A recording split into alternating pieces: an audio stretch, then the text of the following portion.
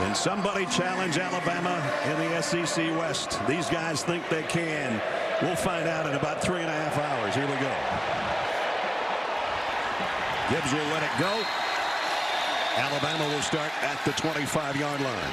And with that, the guy we just talked about will take the field at quarterback. And he is something special. You know, you win awards when you're really good. Well, the Heisman is the highest. National Play of the Year is pretty good. So's a Maxwell. First team All-American. Davey O'Brien Award. You keep going and keep going and keep going. That's number 9. And the one award that he's focused on this year, the National Championship. The ring is a thing. Alabama thinks they've got the makings of a team that good. We start to find out today.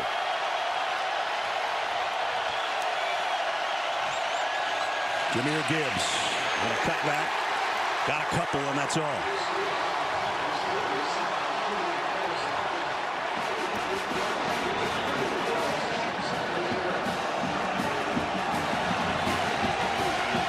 Second down and 7.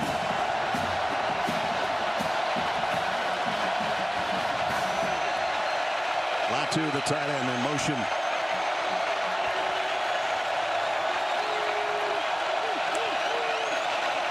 Bryce Young, his first throw is going to be deep. On the out, got it, perfect pass all the way down to the 32-yard line to Kobe Prentice.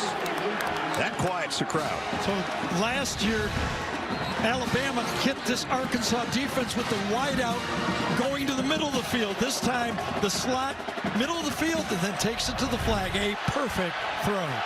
Nice design route by Bama. Well, spotted at the 31, the Razorbacks. Back to Jahmyr Gibbs. Broke a tackle somehow and got away, and with a stiff arm, got 5 or 6 out of nothing. I thought he was going to go down behind the line of scrimmage. Yeah, I think Drew Sanders had him. I never thought he had him wrapped up and down, but Gibbs spun out of it.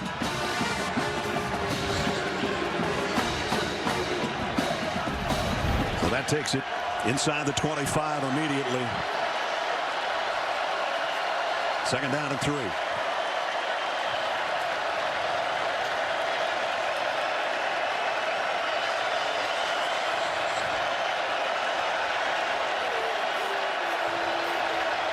JoJo Earl in the lineup down to the bottom of your screen. A wideout that's had some injury issues.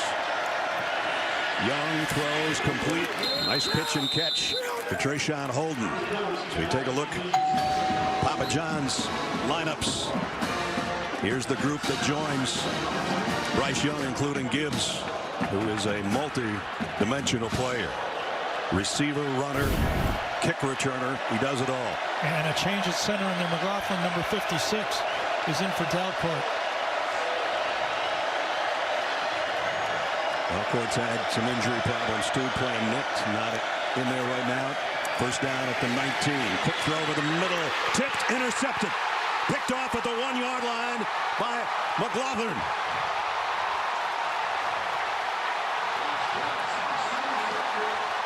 You can't throw it any better, but when you stick out one hand, it bounces up, and McLaughlin gets the turnover. Watch it. He's beat. He's beat. Did he get a little tug there? Is that why he slowed down? Did McLaughlin get his hand on the jersey to slow him down? Because it seemed a little off balance. No, it was a hit downfield. Yeah, a bump downfield just to break his stride enough, or that ball would have been completed. That is a 3rd interception of the year already for Dwight McLaughlin. I wonder is, did the bump come after the ball was in the air, though? That's the question. Could not tell from that look. Big play by the Arkansas defense to stop an Alabama drive. Nope, it was just before the ball was released. You know, the good news is they've got the ball. The bad news is where they're going to spot it for the offense for the Razorbacks. A.J. Jefferson will come up under center because they're at the 1-yard line. He'll try to get it, and does, out to the 5. That gives him some room to work.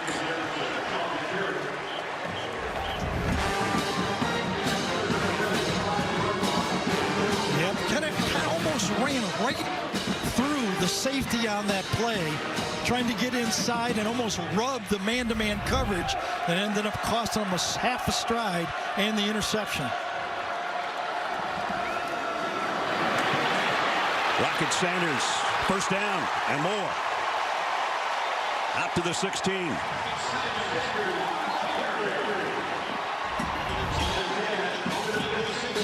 Can this Arkansas team, so good at running the ball, find some room to run the ball, make them two-dimensional? That's the goal against this Bama defense today. In the shotgun, K.J. Jefferson at the 16-yard line. Going to be a wide receiver screen. Got it out quickly to Ketron Jackson. Take a look at the Papa John starting lineup. We're going fast-paced here. We've got to get it in while we can. K.J. Jefferson, over 900 passing, over 250 rushing. And he's already got a nice throw out to Ketron Jackson to get it to the 24-yard line where it's second down and 2. The unbalanced line, which Arkansas is in now, hurt Alabama last year. Right now, Kendall Briles is saying, did you adjust, Alabama? First down by Sanders. Goes for about 7. Here's the offense around K.J. Jefferson. Everybody talked about Matt Landers. Both the coaches, the coordinators, the quarterback said he's got to be a guy that has a big day. He's their fastest receiver. Keep it on the ground with Sanders. Driving with his offensive line for close to 3. Bama defensively. We talked about Will Anderson, and he's got help from Henry To'o, who had 13 tackles in this game last year. And a couple touchdown saving tackles, I remember last year when Alabama was kind of out of whack with the unbalance. To'o made the touchdown saving tackles. He had a couple sacks as well. Number 10 in the middle for the Alabama defense. Second down and 7. Opening offensive drive for the Razorbacks. That might be a lateral, and there's a flag down. And so is Hazelwood. Yeah, it looked to me like an illegal formation. Did they have too many men in the backfield? They had a bunch to that side of the field. Yes. And Scott Walker is our referee. Illegal formation. Offense. More than 4 players in the offensive backfield. 5-yard penalty. Second down. You got the call, Garrett. Yeah, there's guys moving, shifting, then going in motion, and they end up with 5 guys in the backfield. These 2 guys, one of them should be on the line of scrimmage. Trey Knox was a motion guy and probably should have set up a little bit closer to the line. At any rate, that backs him up to second down. Yeah, and it makes number 31, Will Anderson, somebody you got to find. When he gets these long yardage situations, Arkansas has to know where 31 is. He's standing up right there at the 30-yard line on the top of your screen. Here he comes. Jefferson broke out of the pressure, throws on the run, had to just loft it. Incomplete, intended for Matt Landers. It'll be third down and 12. Beg your pardon, it's fourth down.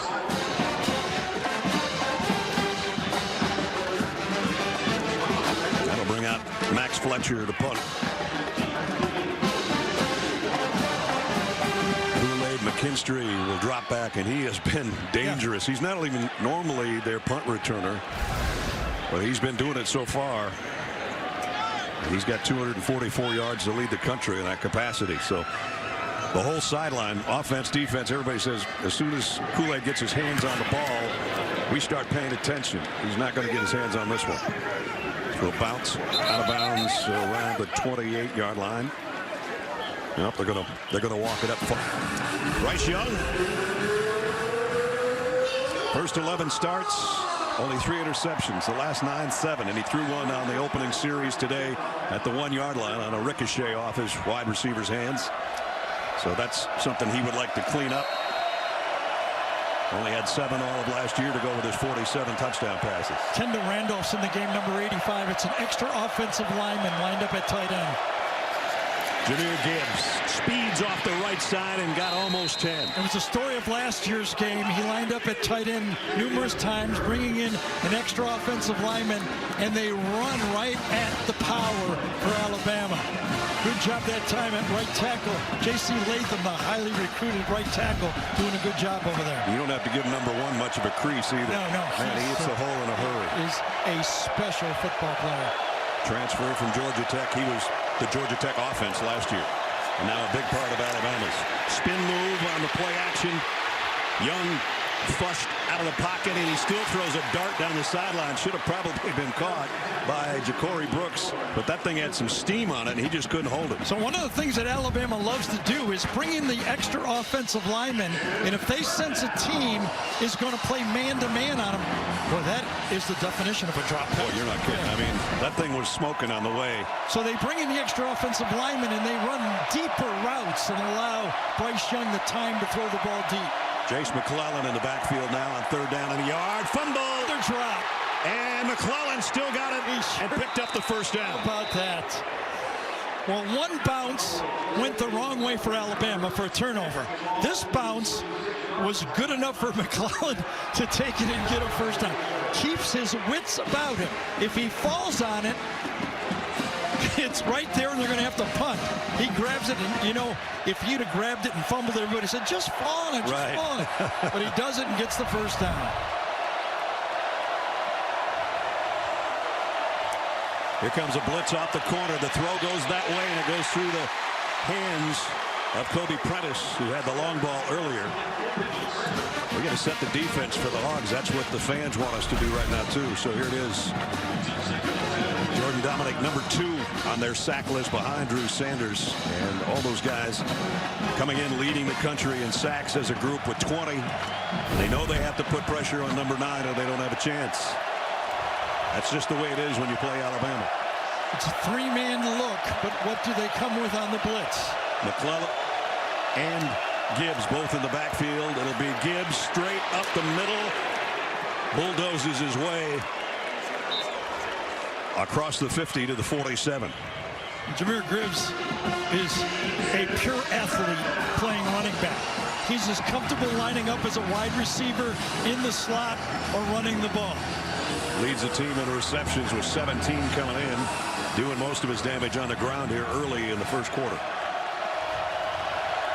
3rd down.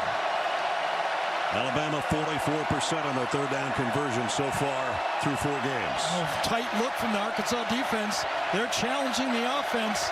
Bryce Young says, are you going to play man against me? Are you good enough? Play clock down to 1. Just got it off. Young slant. Got his man on the fly. Kobe Prentice. You can say goodbye. Touchdown, Alabama. They were not good enough. Too much space. Bryce Young knew it. I knew it. They were going to play man. He called the audible, and look at this space. That's the man-to-man coverage he knows he has. He's going there the whole way. Here comes Arkansas. There goes Alabama. 47 yards for the touchdown. So they didn't score on their opening drive. When they do, they very seldom lose a game, but they scored on their 2nd drive. 3 rushes, 3 passes. The extra point by Reichert is good. They just tipped it off too much. Too easy to read. You've got a veteran quarterback back there. He knew exactly what was coming, and he delivered it. 65 yards. Jace McClellan would get an assist on that play, right? That 3rd down fumble recovery, because it doesn't happen with that. One more look here. Watch what Bryce Young sees. Pretty easy to see if you're even watching it on TV. Look at back here. See that right there? You know what he sees? 7 points is what he sees back there. He looks out there, sees all that space. He's got one-on-one. He's got a safety, got a slot receiver. And he's got a 10.800-meter guy. It's forget about it. It was open. Throwing a slant, and the Arkansas guys are going, oh, we thought with Devontae Smith gone and Jameis gone and Mechie gone and Judy gone. Here comes another group. Yep. 1st down, Arkansas now trying to answer. Sanders with a stiff arm. And he carried it for about 3. Caleb Moody made the stop. It was Jalen Moody, one of my favorite players. I saw him in a spring game 2 years ago make a bunch of tackles. He has waited. He has waited. He's played behind players. He's finally getting his shot. Patience to play at Alabama. Sanders with some patience until Will Anderson ran him over. It's going to be 3rd down and 2. A lot of players at Alabama have had to wait their turn, and Nick Saban tells them, hey, you only need one good year here. Yep. You can get drafted to play in the NFL.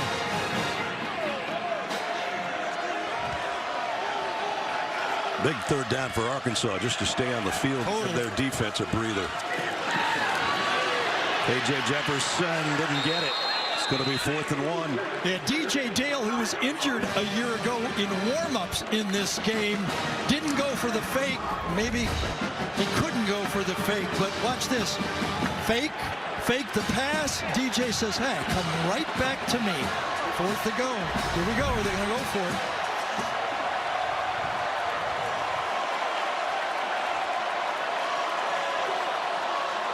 Alabama almost jumped. He'll look back. Kendall Briles will look at Sam Pittman and go, are we going to go for it or not? They'll give him one more signal. 5 on the play clock. And it might be a timeout or not coming up. Now they'll take the clock down to 0. Flag, and then they'll punt.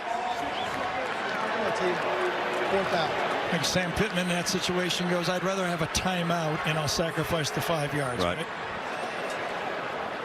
I thought he'd go for it, didn't you? Well, last year, watching last week. Last year they had a fake punt that kind of shocked all of us, but it wasn't on that spot on the field. No.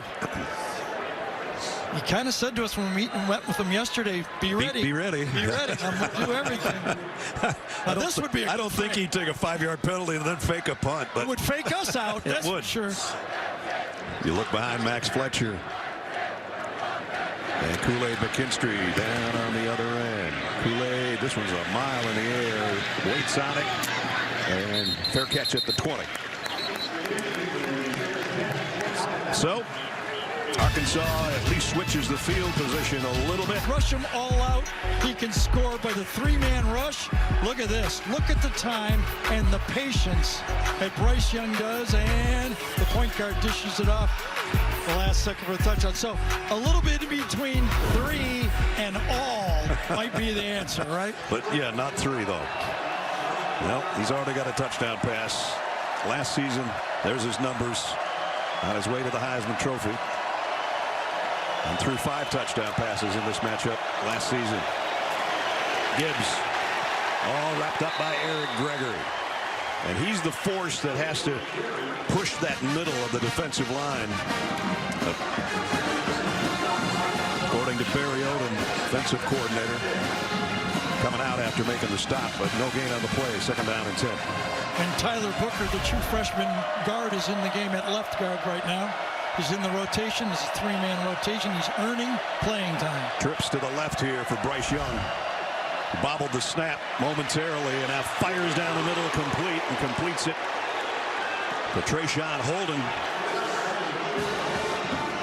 Well, Hudson Clark, I think it was number 17, might have been 19 on the play, but this is the zone defense. Arkansas's got to find players, and they do, but just a second. Actually, it was Bumper Pool. It wasn't a 10. They got the hit. Trying to play defense, trying to find players. Just don't cover grass, but at least let the Alabama receivers know you're going to get hit against our zone defense. You let them know for sure. 3rd down in the yard, blitz off the corner. Cutback goes that way for the 1st down run. And it's McClellan out to about the 34.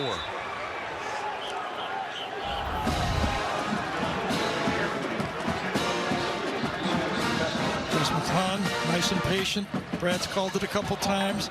Running nowadays, it's not down, kick out anymore. It's everybody mash forward, find the crease, be ready to cut back, and he did. McClellan leading the team in rushing and has the 2nd fewest attempts of anybody in the country that has that stat as a leading rusher. So he's making good on the carries he gets, including that last one. Young, play fake all day to throw. Finally, he goes across the middle, incomplete, intended for McClellan.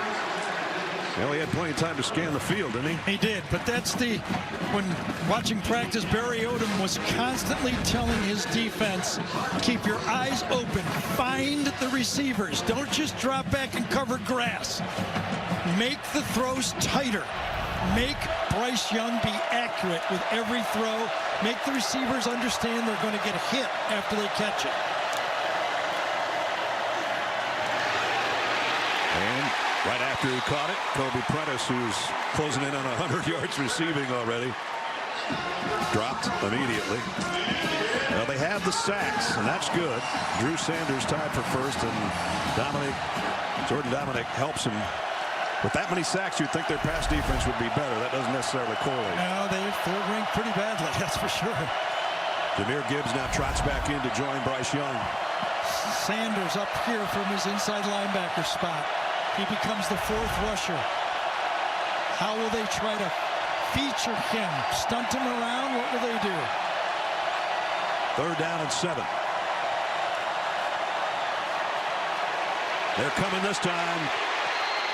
Long ball, man is wide open. Isaiah Bond, another one of the young wide receivers, all the way down to the 7. You know, I don't think Nick Saban's very good at poker. Do you know that? Because last night we were just asking him about his receivers. As you watch the protection, good enough. He mentioned Isaiah Bond. He did. Said number 17, I think, is going to be pretty good. He just runs by everybody. And Young put it right on him. He couldn't keep his footing, but he does get it down inside the 10 at the 7. Georgia High School 100 and 200 meter state champ. I wrote it down last night. Young might run with this one. He'll coast with this one. Touchdown, Alabama. Just giving a little fake step to the inside. That froze the would-be tackler out in space, and he cruised in from 8 yards out. I don't know if Nick Saban is good at poker, but I do know he's good at challenging his football team. He told them our old Alabama teams love to go on the road and be aggressive. Take the fight, show how good they were. He said, if we show how good we are, we don't need to be winning these games by 1 and 2 points. Reichert in for the point after, up and good. That didn't take long, did it? To cap off an 80-yard drive and 7 plays from our AT&T 5G pylon cam. This is Bryce Young coming right into your living room. Touchdown, Alabama. 14-0 tie. So Bryce Young with the touchdown pass and a touchdown run. Yeah, the Heisman Trophy winner just picked out 2 true freshmen to throw touchdown passes to. I do. Kind of like these young guys. He's starting to think. Yeah, and with the college rules, you're going to have them for 3 seasons. You're not going to have Bryce Young to throw to you, though. No, but they'll be there. Fair catch. Hey, well-designed play. You're trying to get your outside receiver matched up on a slot defender, kind of a hybrid right here. You come out, you cross, and then you bring the outside receiver matched up on Miles Slusher. The slot defender got one-on-one. He's basically a glorified safety. Both touchdown passes, well, that was a long play, not a touchdown pass. Both long plays have been on the slot safety, and one play later, they walk it into the end zone. His 3rd rushing touchdown of the year. Big plays with good players. A.J. Green in the backfield with K.J. Jefferson. He wants to throw on 1st down. Isn't going to get a chance. He'll run it, though. And he's got a big gain. Picked up about 14 on the scramble before Jalen Moody brought him down. So let's remember about this Arkansas team a year ago in this game. They fell behind 10-0. So it's 14-0 now. They're going to have to climb back into this football game, one play at a time. They had a bunch of long drives last year. 5 for over 75 yards. They'd love a long drive. Green fighting for a yard, maybe. Henry To'o on the tackle. Jenny. Yeah, quick update on running back Jace McClellan. He was hurt in that last series. It looked like he wanted to go back in, but the trainers instead escorted him over to the injury tent. He currently remains in there. I'm told it's an upper body injury, and he should return at some point, guys. Yeah, you saw the collision there with Sanders on McClellan. Got him in the neck area, the upper shoulder. Jenny will keep us posted. We're down to a minute 40, first quarter. KJ Jefferson trying to get something going here. Broken tackle in the backfield, but it's not going to matter. Will Anderson is the guy that made the play. He won't get credit for the tackle. He blew it up, didn't he? Yep. He was there right when the handoff was there, right off the edge. When you try to run the edge, they don't block it. They're trying to read it. He makes it happen so fast, and then right behind him, you got number 10 cleaning it up. Last 13 games, 19 sacks, 30 tackles for loss. Number 2 in the all-time annals of Alabama behind Derek Thomas. And that one incomplete. Had a step out there, Hazelwood, and just not an accurate pass. Yeah, and he, coming into this game a year ago, became this great season he had. KJ broke the Arkansas percentage record for a season. You know, he's big, he's strong, he runs, but he showed last year he could throw. Missed on that one, though, so it's punting time again for Fletcher. Yeah, and that's dangerous anytime Alabama looks like gets the ball. So far, no drives to take the pressure off their defense. Right. Fletcher had a nice high punt last time that kept McKinstry from any kind of return. McKinstry is not going to fair catch this one.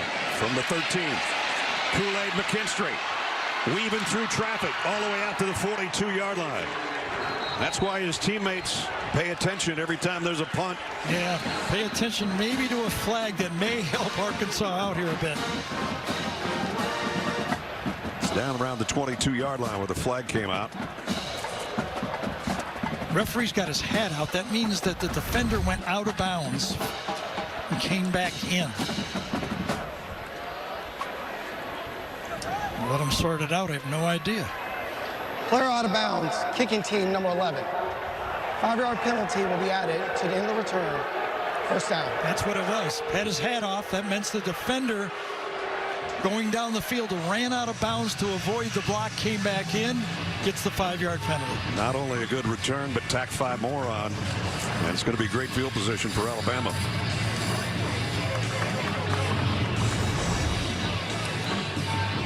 Bottom of your screen, he stepped out on the first. Right, he's just avoiding the block by running on the white territory. Can't do that. He ran 15 yards out of bounds. Yep. You got to fight your way back in, and he did. He said, wow, it's nice and easy out here. It's a clean out here. I like this chalk mark thing. This is really good. 200 yards already for Alabama here in the first quarter. Now they finally walk it off, so it's going to be almost to midfield out to the 49. So Price threw for over 500 last year, and he's on a faster pace right now. That's not good if you're an Arkansas fan.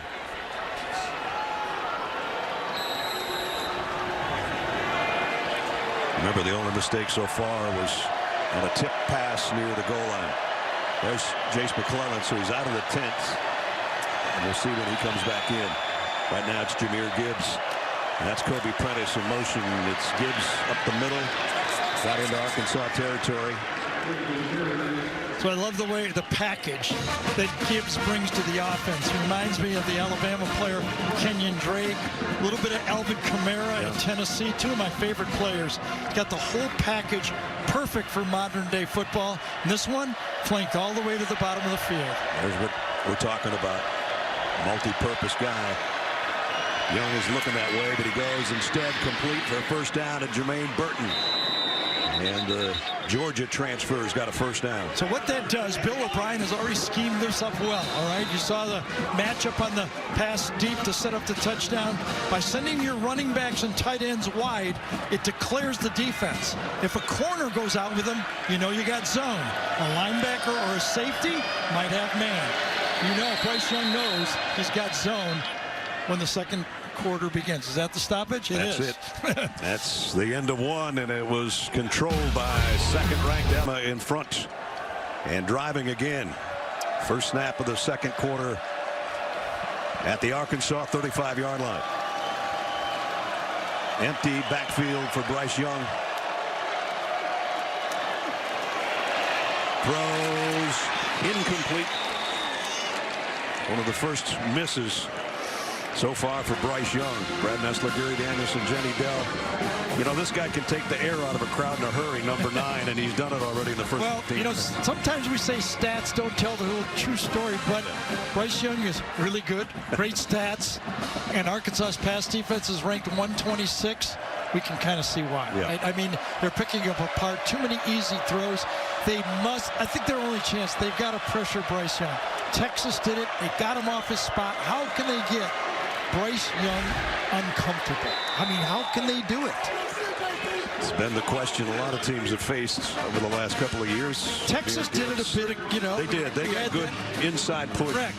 You know, the Auburn game we did at the end of last year, they kind of got that with 7 sacks in that game. I think you really have to concentrate that if we don't put pressure on this guy, he's too good for this level of play. This is a huge third down. I know it's early in the game, but if they could just hold them to a field goal attempt. Alabama's 4 for 4 on third down so far today.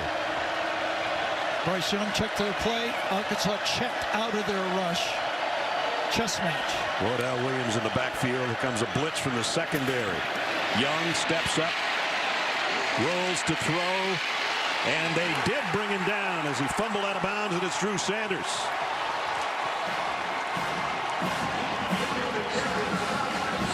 And that was just what the doctor ordered for the Arkansas defense. So this time that secondary bought the time to flush the quarterback out, and Sanders ran him down.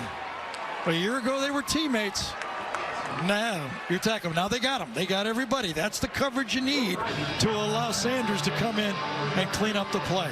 Will Reichard, his career long was against Texas at the beginning of the season, 52 yards. This one will be from 53. Kick on the way, just wide right. So the Arkansas defense did force a field goal, and Reichard missed it. Got the feeling like they had to, doesn't it? They had to have a stop. Well, not good on the first 3 possessions for Arkansas. They got to get something going here offensively. They got the defensive stop they were looking for. And let's see what K.J. Jefferson can do. Threw that one in the ground, intended for Matt Landers. So you wonder, you know, Alabama loses, you know, the receiver.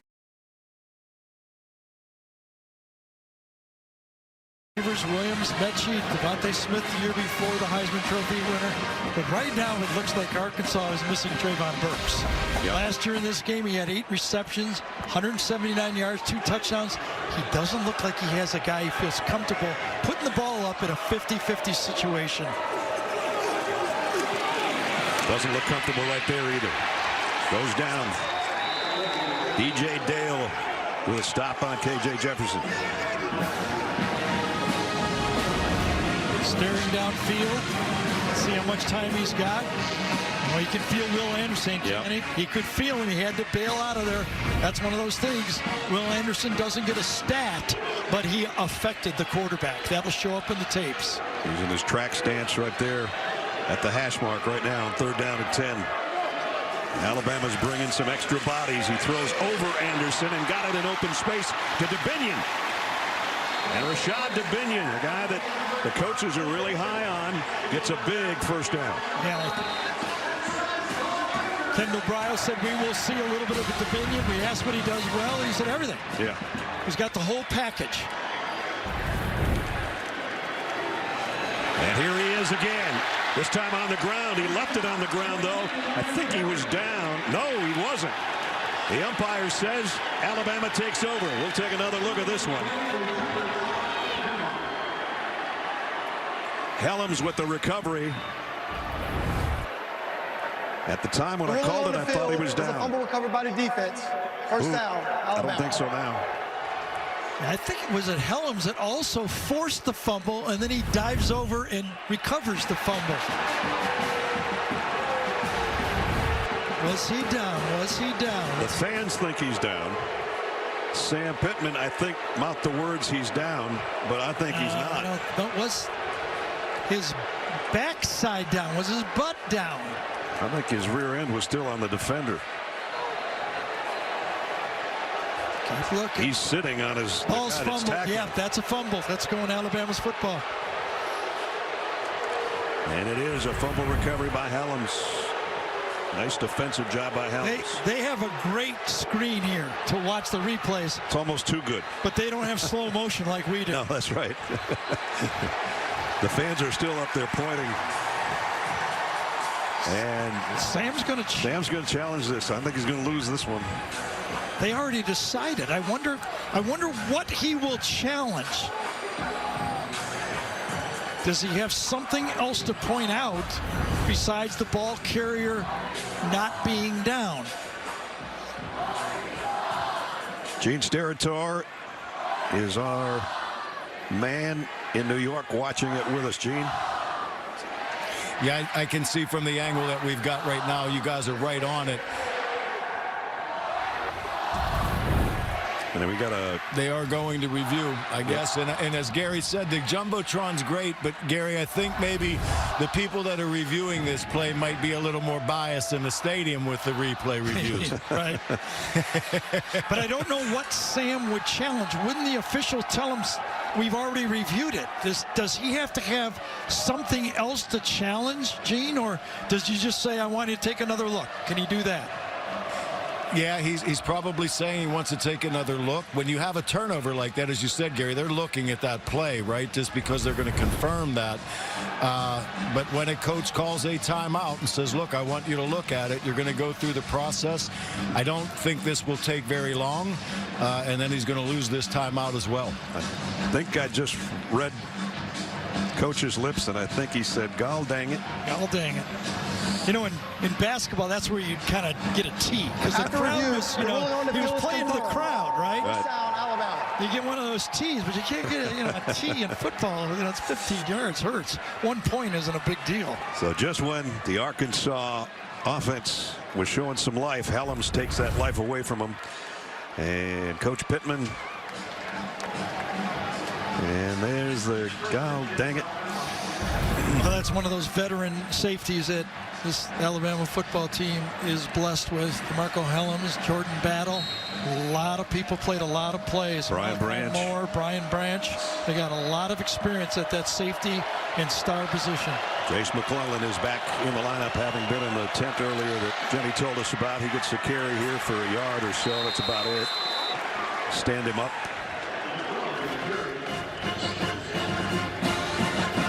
Alabama's defense hasn't had a lot of takeaways entering this week, but they're doing their job today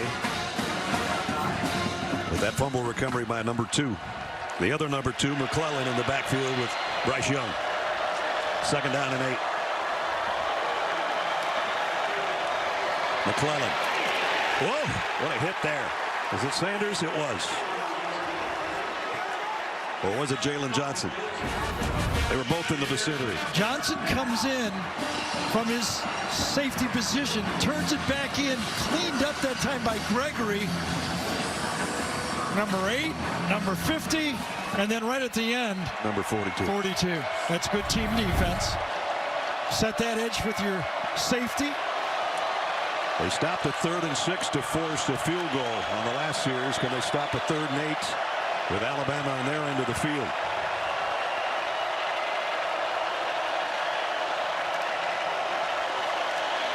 Young rips it down the middle, in and out of the hands of his intended receiver, Trayshawn Holden, and he is holding his stomach. You could tell when he caught the ball, he could almost feel the hit. Remember, part of the game plan for Arkansas is to let the receivers know that there's going to be someone there when they catch the ball. Drop, hit, right at the same time. And boy, he took a tough one right there, didn't he? Like right in the rib cage. Gary Johnson let him have it as soon as the ball was in the vicinity, and Bryce Young is going in the tent. Wonder if he hit his finger on the helmet as he threw the ball. Holden is up. Did not see it. Had my eyes downfield. Didn't see it, but you could see he was very upset. Threw his helmet down as he headed into the tent. We'll get another look at the end of the play. Remember, Dak Prescott hit his thumb and broke his thumb on a I didn't see anybody near him. Neither did I. Did he feel his shoulder? It's almost as if his shoulder popped out or something. He's holding it like he's got a dead shoulder, doesn't he? He's definitely favoring it. Burnett punts, fair catch, called for and taken just inside the 10-yard line by Bryce Stevens. So now Arkansas is going to take over, and the big question mark is about the Heisman Trophy winner. Here he is behind him as he lets go. He doesn't touch anything. No, he doesn't. But the grimace on his face tells the story, and hanging that right arm. You could see the worry on Nick Saban. Yep, right in his shoulder.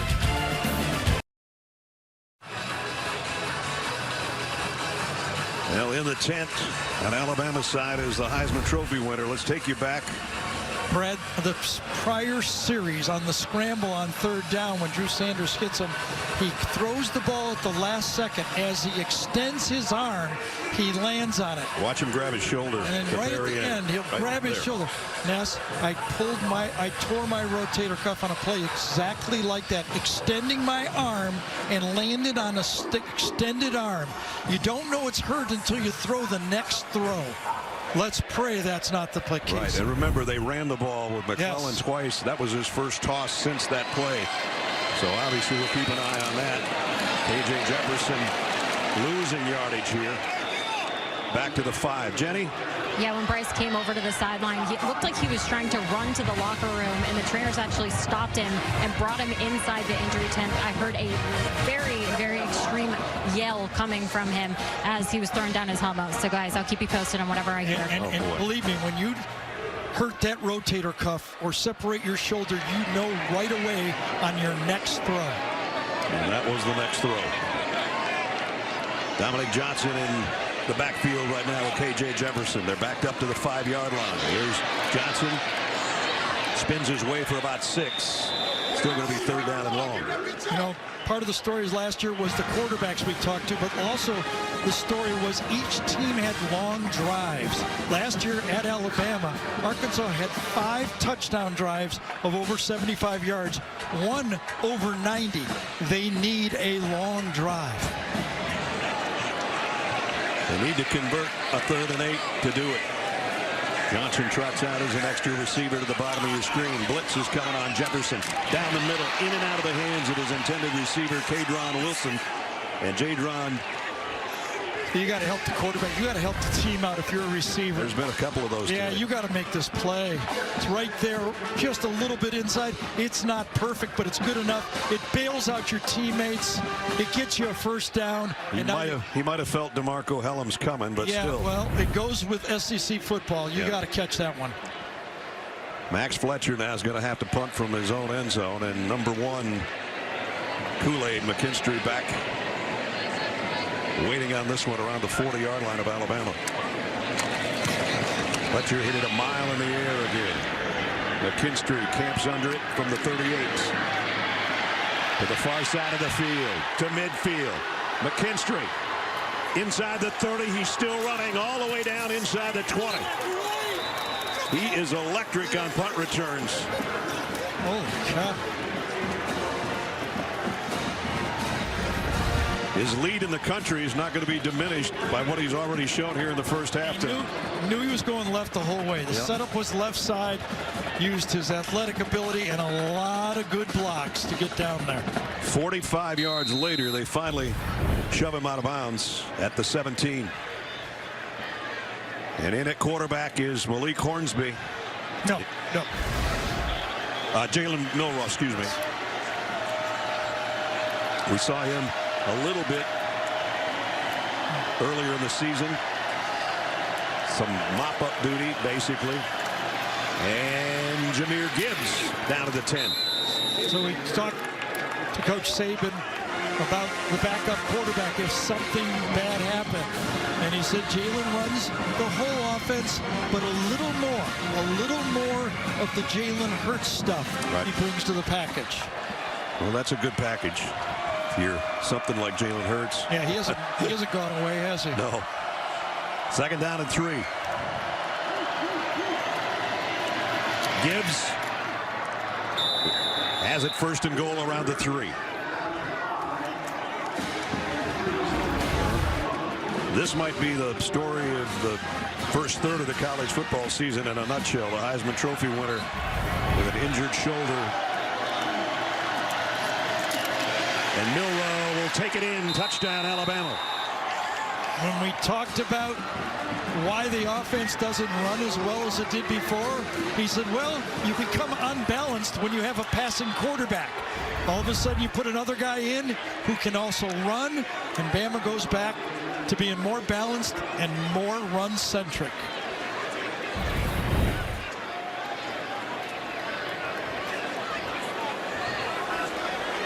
They only had to go 17 yards in 3 plays, but you can give a big chunk of that drive to Kool-Aid McKinstry's punt return. Reichard in for the point after.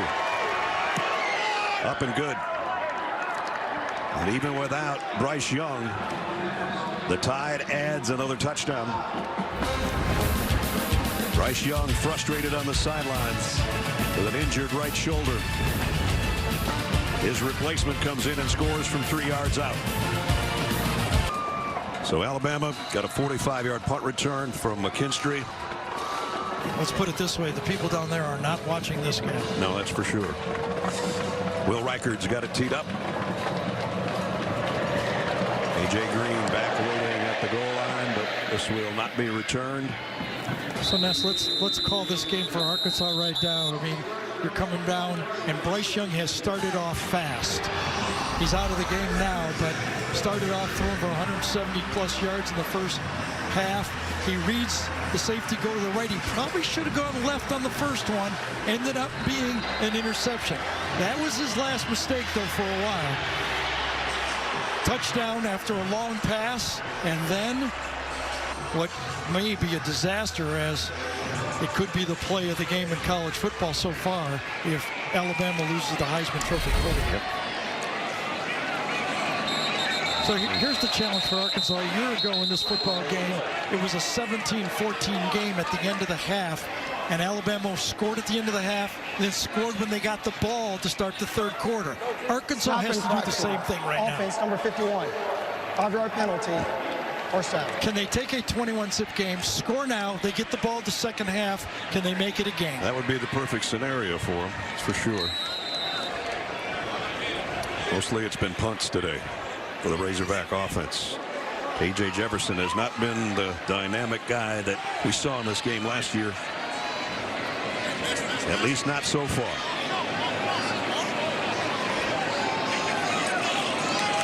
Two receivers to each side on first down at 15. Four-man Alabama rush. KJ is going to go long through the hands of his intended receiver. That should have been caught. Again, there's no Treylon Burks. Got to check in with Jenny.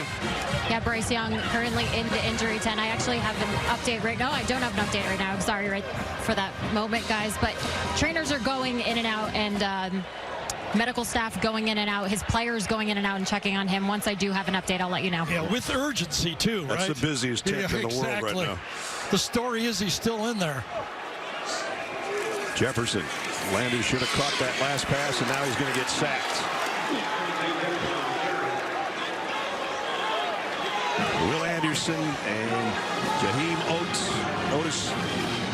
But you can almost feel it, can't you, that Arkansas doesn't have a mismatch as a wide receiver. Right. The Alabama defensive backs, you know, they're an experienced unit, but right now there is no one on this Arkansas field that scares them one bit.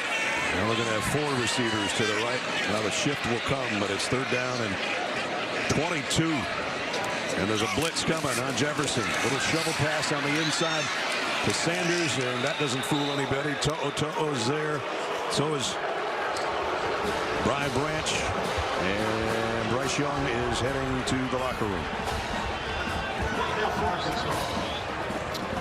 Let's hope for college football and Bryce Young that he's able to play this season. Yep.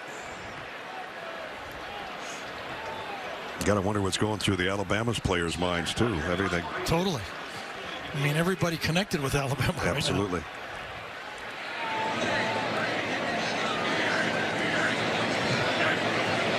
now. Low snap. Fletcher handles it. Another nice punt and a fair catch called for by McKinstry as he runs out of bounds around the 41-yard line. Isn't it amazing that the story in the NFL this week was Tua Tagovailoa, former Alabama quarterback, and now the story of the day today is Bryce Young. Good point. In their affair. All right, Zuck, thanks. Here it's 21-0. All Alabama so far. Arkansas has sputtered offensively throughout. Please join us all here at CBS Sports as we proudly celebrate Hispanic Heritage Month. Going till mid-October. And here it's the very earliest part of October, and there is question at quarterback for Alabama because of Bryce Young's injury earlier. So Jalen Milroe, the redshirt freshman out of Katy, Texas. Interesting play calling here right now. Yep. If you're Bill O'Brien, you don't want to make a mistake and get Arkansas back in the game. Illegal formation, by the way, for Alabama. And that'll come up with the flag. Too many men in the backfield. They had 2 wing backs and no tight end. And Nick Saban saw it too. Doesn't set well with Coach Saban. More than 4 players in the offensive backfield. 5-yard penalty. First down. So it'll be 1st and 15. Milroe has played, as I mentioned. He's thrown 18 passes, completed 12 for 86 yards and a touchdown. And he has 7 rushes on the year for 75 yards. And the rushing touchdown just moments ago. His first of his career on that 3-yard scamper to the end zone. Going to throw here, and Latu dropped it.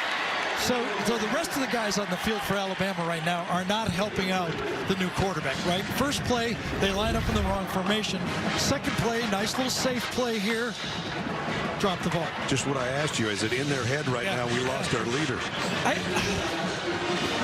It's got to be. I guess, you know, I mean, right now you're thinking like, how can I help the new guy is what you should be. That's what you should be thinking. Yes, not negatively.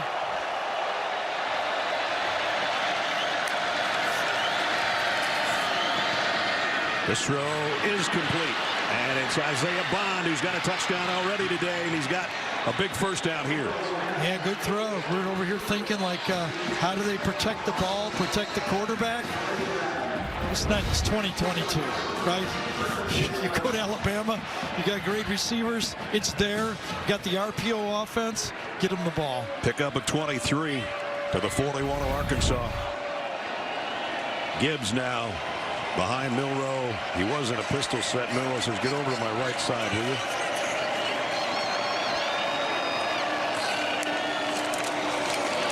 Gibbs goes the other way to the left and spins his way to the 35 at the 6-minute mark. The question about this all year, the concern has been, can this offensive line for Alabama look like Alabama? That time, Javion Cohen, center that time. Laughlin does a good job of opening that crack for the running back to get the positive yards. 2nd down and 4. Gibbs dragged down from behind after only about a yard. Nice job defensively sliding behind the blocking to make the hit. Yeah, Jordan Dominic that time, the transfer from Georgia Tech, good pass rusher, but that time you could almost feel that this Arkansas defense is attacking the quarterback. They're coming at him, trying to force a mistake, but so far the only 2 mistakes have been other people, not the quarterback. Alabama already in field goal range. 3rd down and 3. Milroe sets in the pocket and throws incomplete. Yeah, it's going to be interference though. Coming across Latu that time. Looks like Brini. And he grabbed him with, I think his left hand grabbed his jersey. Brini, a transfer from Georgia. It's right here is the matchup, okay? Going out, Yeah, he's cuts got back it right in. there. He's got his hands all over him. Left hand at the end, but Holding. Defense, number 7. 10-yard penalty from the previous spot. Automatic first down.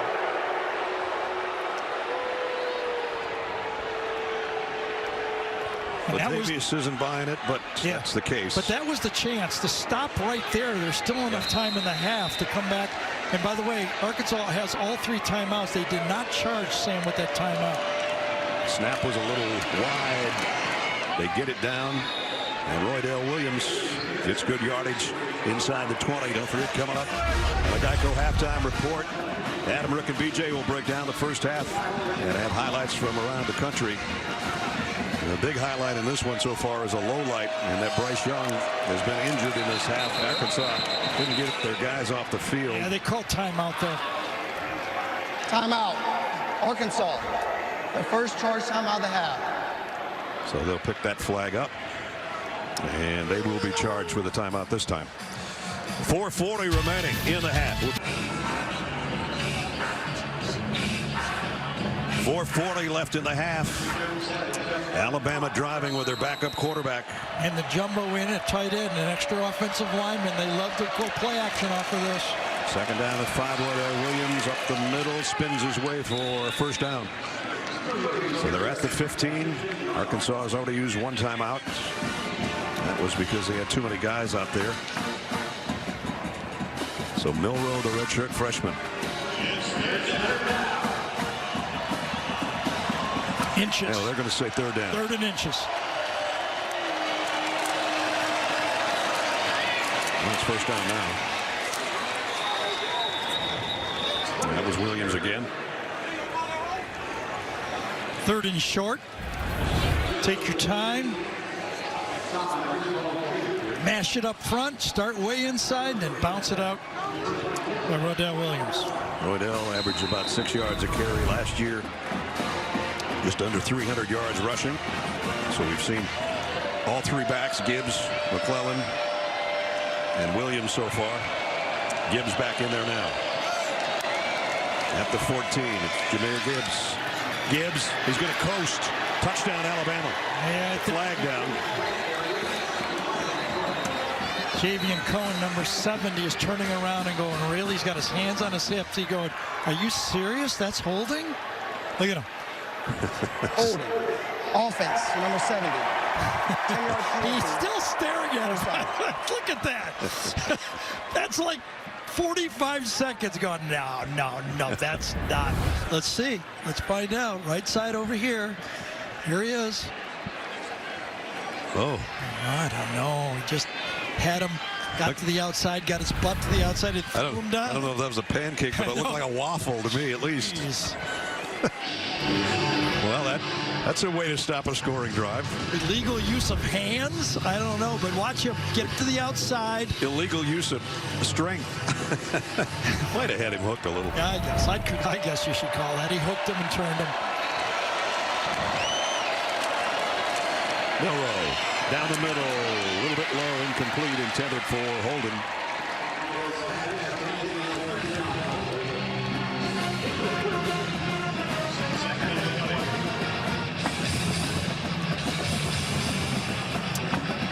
Mentioned out of Katy, Texas. Under Armour All-American, as almost all these guys on the Alabama team are. Some sort of All-American or 5-star.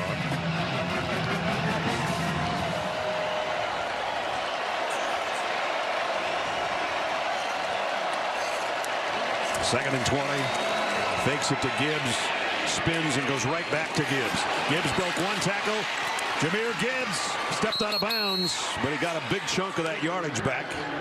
I'll tell you, this guy is going to be something at the next level. Look how he can do everything.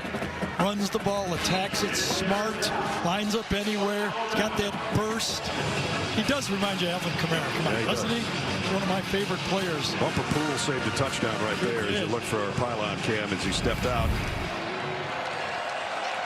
But he's got it manageable down in distance. Remember, you got a running quarterback in there right now.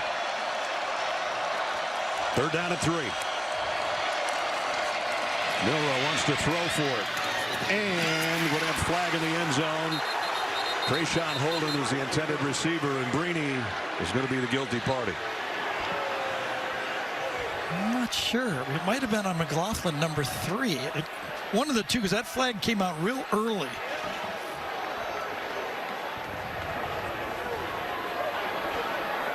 Pass interference. Offense, number 10.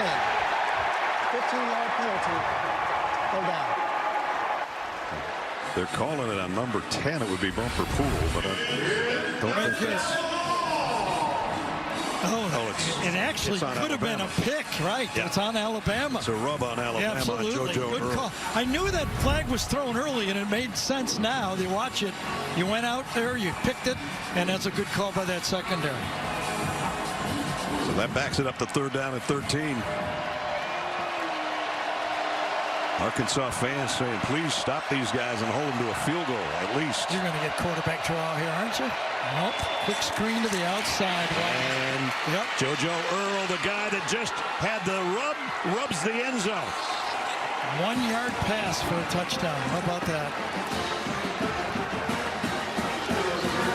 17 yards on the run and catch. Spread them out all over the field. It's 2-on-2 down here. That's where he goes.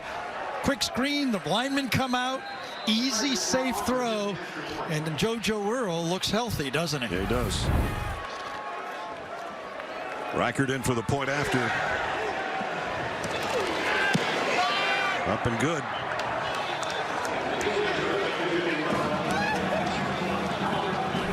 Good blocking out on the perimeter. 59-yard drive in 9 plays. There's Gary's guy, number 85, running somebody over. Touchdown Alabama. It's 28-0. This is not what Arkansas had planned for this red out today in front of 76,000 fans. Rocket Sanders on the prairie. And so now you just got to turn around and look at your teammates and go, we're playing with pride, and I'm watching the film on Sunday and Monday to see who isn't. Jefferson, quick slant, completes. Trying to get out to the edge, and Jason Hazelwood can't. Brought down by Terry and Arnold. And we have a Alabama player down. I think it's Brian Branch, maybe. It is. One of the leaders of their defense. Oh, he gets hit by his own player. Yeah, toe. Yes. You're collisioning for the receiver, and all of a sudden you get hit by it. You're not prepared for that one. You're going for somebody else, and you take it.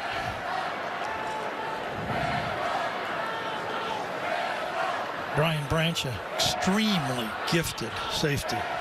Kind of the Minka Fitzpatrick mold. Physical, athletic. Actually came in and kind of beat out Malachi Moore, who won that position when they both were true freshmen.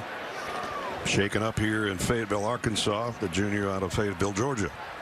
That'll help him over in the vicinity of the 10th, which has been too busy today for Alabama sideline. And Coach Saban coming over to pat him on the backside. And he is going to go in the 10th. Meanwhile, back on the field, it's 2nd down and 5 for Arkansas. Trying to get something going here in the final couple minutes with 2 timeouts remaining before halftime.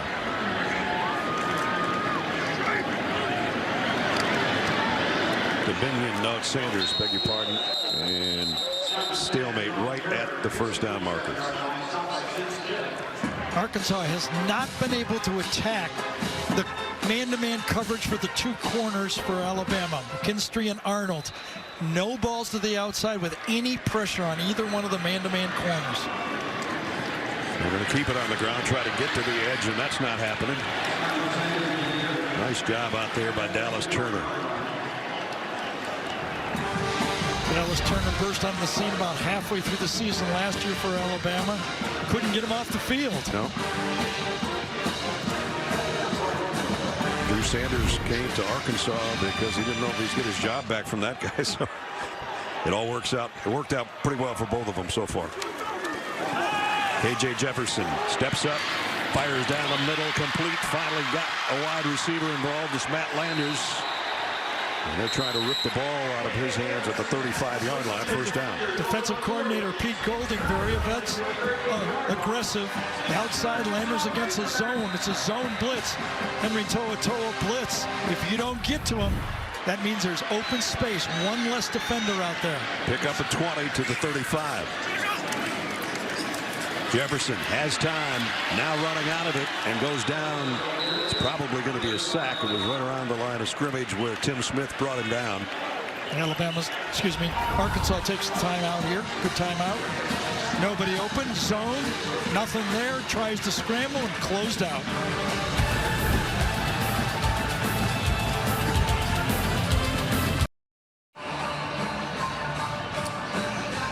.58 seconds left in the half. Arkansas trying to get something on the board here before the end of the quarter.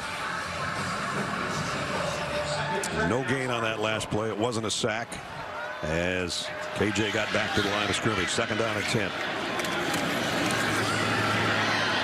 Sanders trying to get wide. Does. Got 10, got 15, got the sideline, and got the official. Zone read. They're reading Will Anderson, number 31. If he thinks the back can get outside of him, he hands it off. He does. Looks like it's going to get stopped, but a missed tackle that time by Helms. And it finishes with the referee who doesn't miss. Good. Took a nasty spill. 26-yard pickup. I think they're going to make sure that the field judge is okay before they snap the ball. Kind of landed on his head, right? Yeah. If you're going to have precautions for the players in this situation, you wonder. Yeah, he wobbled a bit. Yeah, they're going to bring the training staff. Good idea. Out from Arkansas to cross all the way over the field. He's got a smile on there, but they got to have the concern.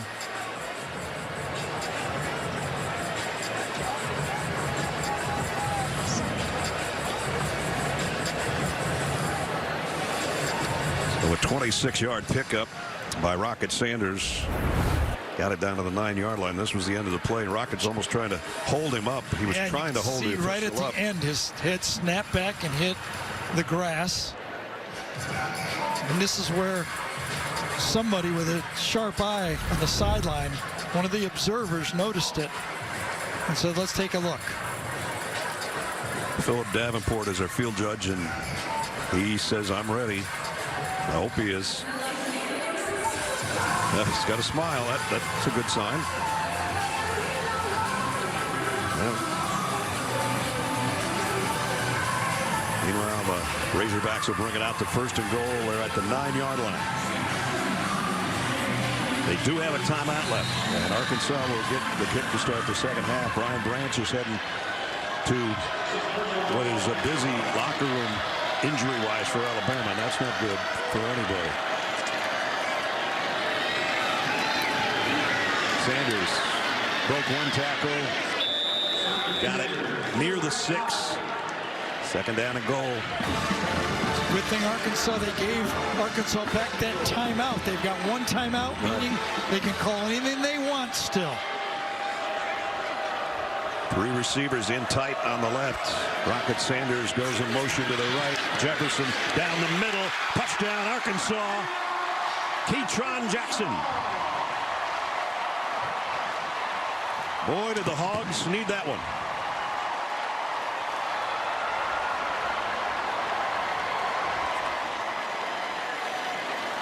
So Jefferson kind of double pumps here, and the inside linebacker overruns it just a bit. Toa had the area. You see him stick his hands up. He had the middle, but the pump to the outside drew him away, and then the second one into the end for a touchdown. Hey, they had to have it, right? It sure did. Get the ball to start the second half. Can they do it again and make it a 14-point game? That's Arkansas's battle cry at halftime. They have not played well in the third quarter. They're going to have to do it. They're going to take a peek at this review. Did the ball skip before it got there? Keytron Jackson had a touchdown catch a week ago in the loss to Texas A&M, and this one's vital right now. 21 seconds to go. Yep. They are taking a look at it. Over the middle. Did it skip? I don't think so. Not on that one. I didn't see anything there. Gene, did you?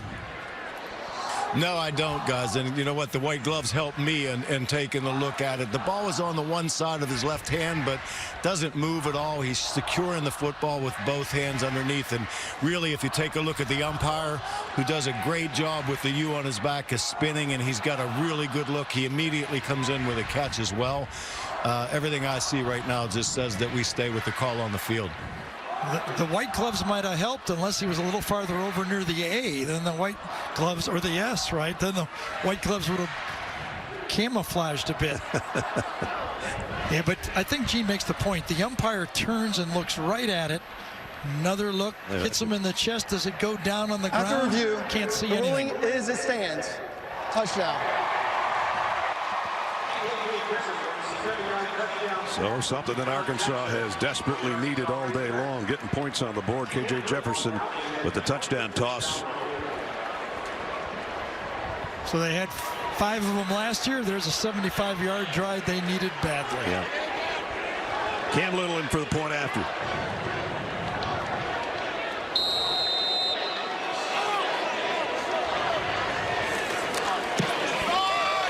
Up and good. 9 plays, 75 yards. Ketron Jackson with a touchdown catch. It's 28-7 Alabama.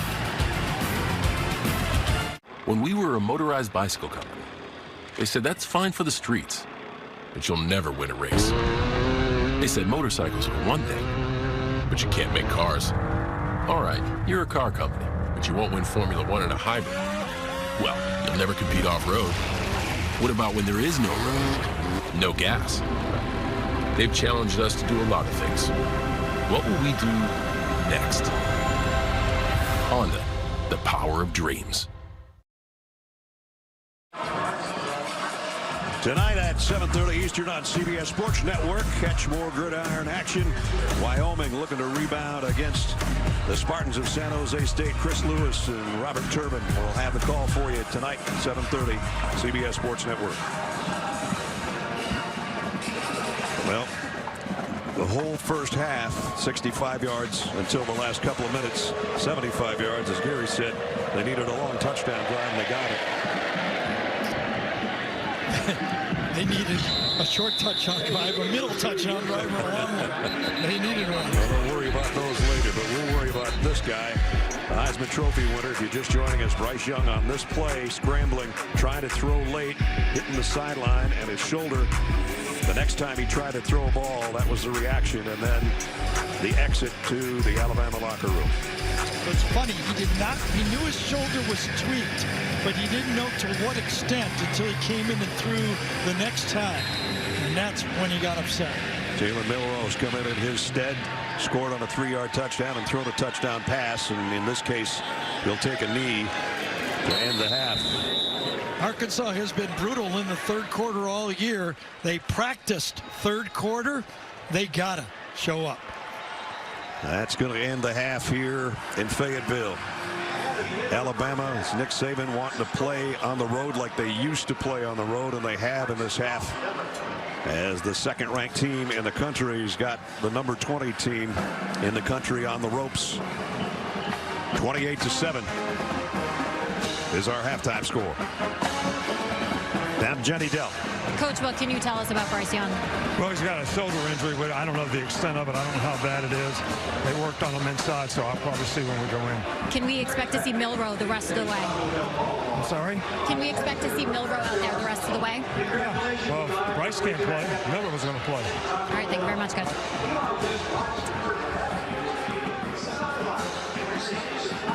Well, obviously a coach that's disgruntled by the whole situation. You lose your quarterback, you get short with your answers, right? I guess so. That's the end of the half. 28-7 the score. Alabama in front. As we send you now to Adam Zucker on our New York studio for the Geico halftime to 7. Alabama owned that first half. A good drive, though, at the very end of the second quarter. Got Arkansas on the board. They'll hope for more of the same. Bryce Young is on the field with a helmet on. Boy, that's encouraging. It's great news for Alabama fans, even college football fans. Let's go to Jenny for an update. Well, guys, you heard Nick Saban tell me that it was a shoulder injury going into the half. I just was told that he went in, got evaluated, and now he is questionable to return. So you see him out on the field now. Well, that's going to be interesting. He's at least got a smile on his face. A couple of good signs, but we're going to have to just wait and see. They won't have the ball first offensively as Reichard kicks off, and Arkansas will bring it out to the 25. Brad Nessler, Gary Danielson, Jenny Dell. Couple things, partner. First of all, you know, we got a game to play and a second half to play, and Arkansas will talk about how they can get back into it. But when you lose arguably the most visible guy our sport has, it's not good for anybody. Now, I think both these teams are hurting at halftime. You know, Arkansas number 20 down, gave up 28 points, and the other team thinking national championship, is our quarterback okay? So both teams come out going, what's going to happen in the second half? And we'll find out, because it's starting right now at the 25-yard line.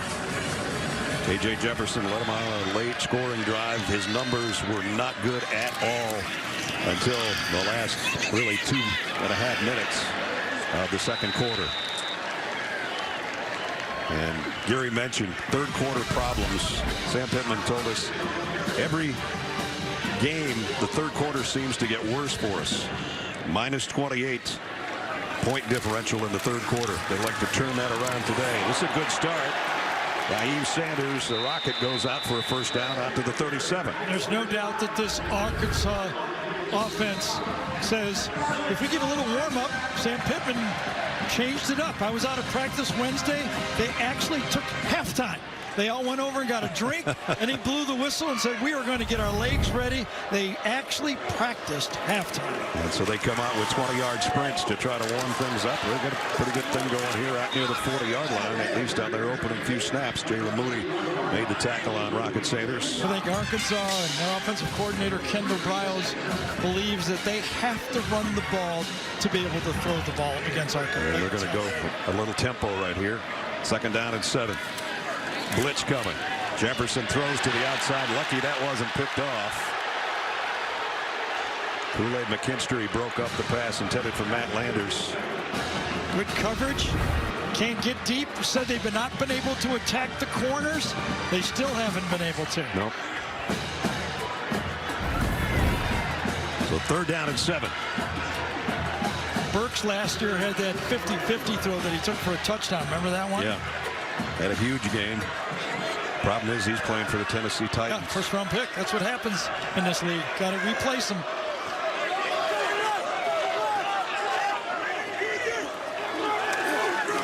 Jefferson running out of time from the backside, throws late across the middle, and it's broken up, incomplete. Knocked away by Arnold. Yeah, Terrion Arnold came into the Texans game. They can't get him off the field. Playing the other quarterback corner opposite McKinstry. Man-to-man coverage. Ball slightly behind. He's able to make the play with his left hand. Almost tucked it in there. That's a great defensive play. Yep, ball was, you saw receiver had to slow down. That's where man-to-man coverage makes the difference. Against zones, you can throw to the space. Against man-to-man, they have to be accurate throws. Max Fletcher to punt. Look out, the guy on the other end. He's forced a couple of fair catches today, but he's also seen one taken back 45 yards by this guy at the 14. Made the first wave miss.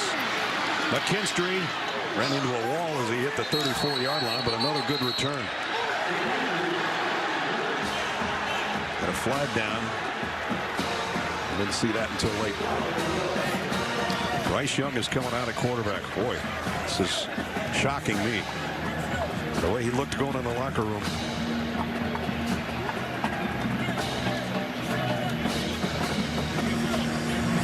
During the return, illegal block in the back, receiving team number 26. Half the distance to the goal. First down. So that negates a nice return.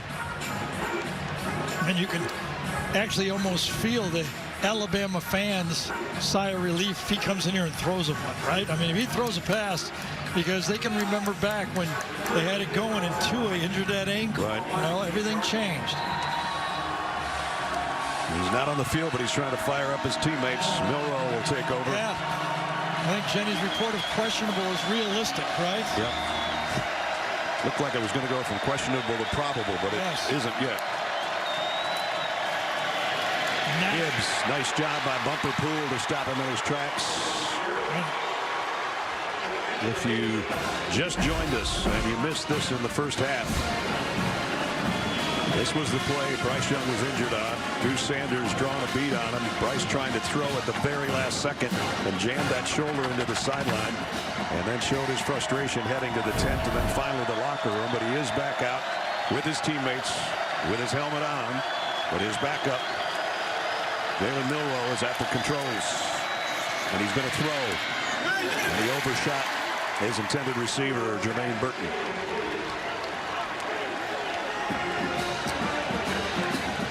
The challenge for Alabama is, what do? They've struggled running the ball, especially on the road. They go to the passing game, not quite in sync, right? Receivers taking it more to the post, quarterback's throwing it as a square in. Fans at halftime have had a chance to refuel their lungs a little bit. Yes, for sure. 3rd down and 9. Big play here. Here comes the blitz. Milroe's in his own end zone, but he runs out of there. And he's got the first down and then slides. Like, that's generous. Slide? You sure it was I don't know what that was. Kind of a spinner slide there, wasn't it? But you're right. Pass rush goes past him. He feels it, knows where the first down is, and then he... Little Twizzler at the end there. Exactly. Gibbs, cut back. What a beauty. Yeah, exactly. The stretch play that time, outside stretch, getting it, feeling it. Speed to the outside, and then find a crease, and he does. And the quickness with which he hits that cutback is, when you see it live and in person, I don't know if you're getting it on TV, but it's pretty quick. 61 yards now for Gibbs, 2nd down and 3. High snap. This time they've got him bottled up and might have gotten a yard out of it. Landon Jackson made the stop. Yeah, Zach Williams, number 56, the defensive end of that side, won his battle. You win your one-on-one battle, good things happen. Over here, you win, that forces it back the other way. Win, force it back the other way. Nice job. Yep.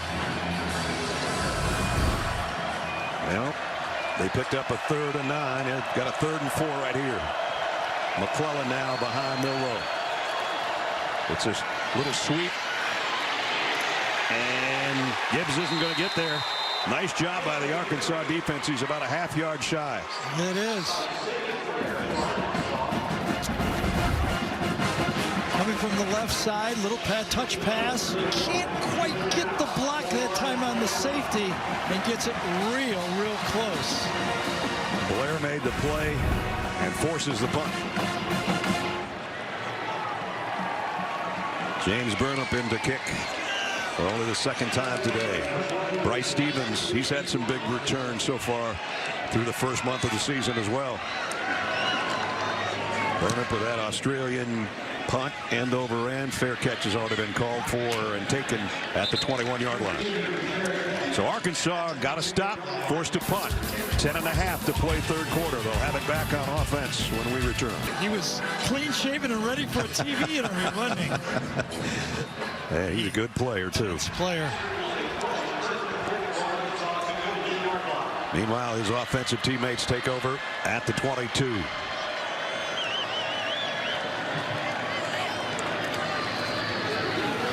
Jefferson on the run. KJ got about 10, close to it anyway. Jenny also tells us Brian Branch is going to be out for the remainder of the game. Bryce Young is back on the sideline, but probably not going to play. KJ Jefferson, first 3 drives, not much. Last drive they really needed before the end of the half, and they got it for the 7 points that they have on the board. Now we're 5 minutes into the 3rd. They're trying to close the gap a little further, and Rocket Sanders has got a first down. Our final trend, Alabama 70% on their 3rd down conversions. Arkansas converted 1. And when you put together that last touchdown drive by Arkansas, that 3rd and long screen down here that Alabama scores on when they're really almost conceding a field goal on the play was a huge play. Yep, no doubt. First down here. Jefferson pumps, goes down on a slant, On the run is Trey Knox. And Knox is all the way to the 30. So what you do is you fake the quick screen and you fake that you're going to block here, and then you go to the seam. Nice play, nice design. You get the Alabama secondary on their heels, and then you gash them right up the seam. For 36 yards to the 30. And now the throw the other way. This one's a little high, intended for Landers. McKinstry was there to help break it up. McKinstry, man-to-man coverage. You have to attack it. If you're going to beat Alabama, you have to attack their man-to-man coverage. You know, we've seen it in the past. You know, I mean, you got the Mike Evans doing it back when Johnny Manziel had him there. You got to have that receiver that can challenge that man-to-man coverage to the outside.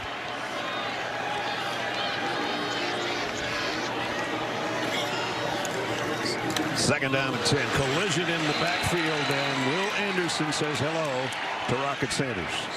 Yeah, if you're going to not block number 31 and read him, you better read it fast, because he's coming, and if you make the wrong decision... They're lucky he didn't take the handoff. Totally. Wow. See, that's a... Yeah, I don't know who you're reading on that one, but 31 better be on the page that you're reading. Third down and 14.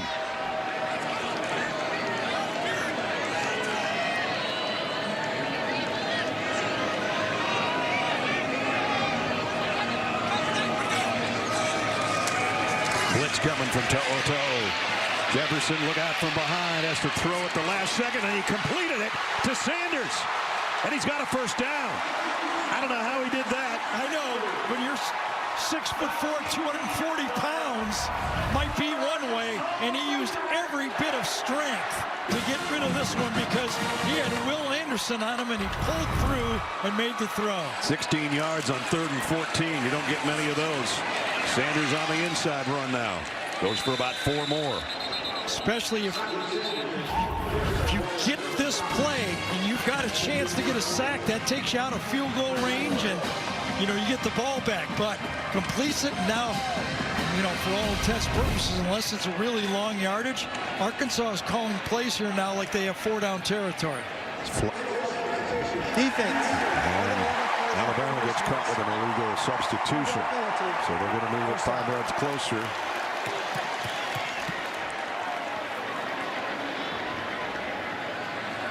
So you were talking about Will Anderson and the size of K.J. Jefferson, and that was like 6'4", 240 with 6'4", 240. Totally. Yeah, the quarterback won that one. It didn't used to be that way, but this is, you know, he's Cam Newton big. There's no doubt about it. So the 12-man on the field penalty makes it 1st down and 5 for the Razorbacks at the 13-yard line. Popping through a hole and into the end zone is A.J. Green. Touchdown, Arkansas.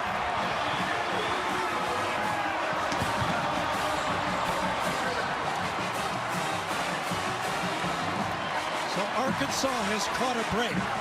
The Alabama quarterback is injured, and they're taking advantage of it. They're making it a football game. You said score at the end of the second. Yep. Try to get one to start the third. It's not quite the start of the third, but this will do for him. Big opening off the left side, and Green had nothing but green in front of him until he hit the red of the end zone. Extra point is good. And it might have looked corny running the sprints and practicing halftime, but what Sam Pittman was doing was emphasizing we're not going to lose the third quarter anymore, and his team has responded. Capping a 78-yard drive, A.J. Green, 28-14. By this Arkansas Razorback defense, and this place is going to really feel it. You're right.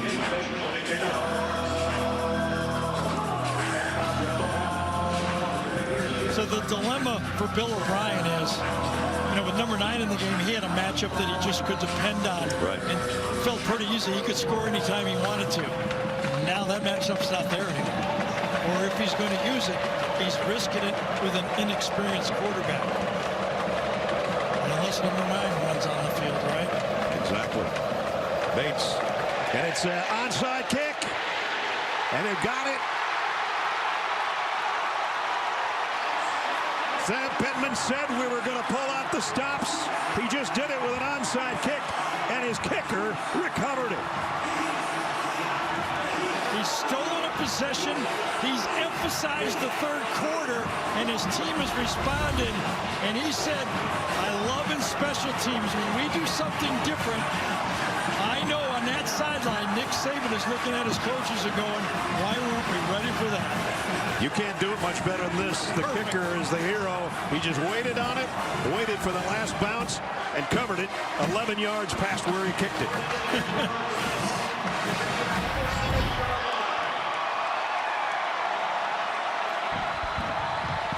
A fake field goal last year against Alabama, an onside kick today. I'm going to check if it went 10 yards.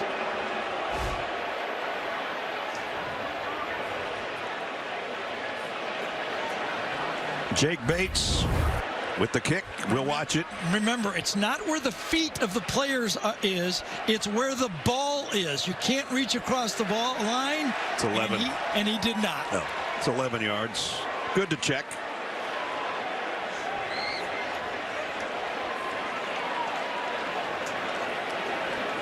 Just keeps out of his own way until the last second. And then said, I got it. Boy, the temptation of grabbing that ball earlier must have been really strong. Absolutely. Gene Steratore is with us. Gene, you seeing what we're seeing? I am, and I think the other thing they may be doing just to check mark the boxes is to make sure that no blocking occurred before the ball was legally able to be touched within that 10 yards. And by the angles that I've seen, that also was done very well by the kicking team. Sam is saying, you know, you're taking our buzz away right here. Well, that's a good point. I did not know that. Gene brought that up. So the point is that it would be a penalty. It's a reviewable penalty. And they're looking to see if there was a block before the ball crossed the line.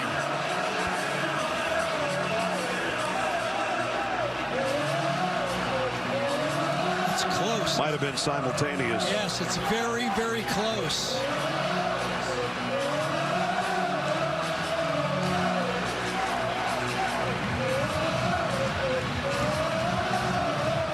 It's very close. That ball was hovering above that line.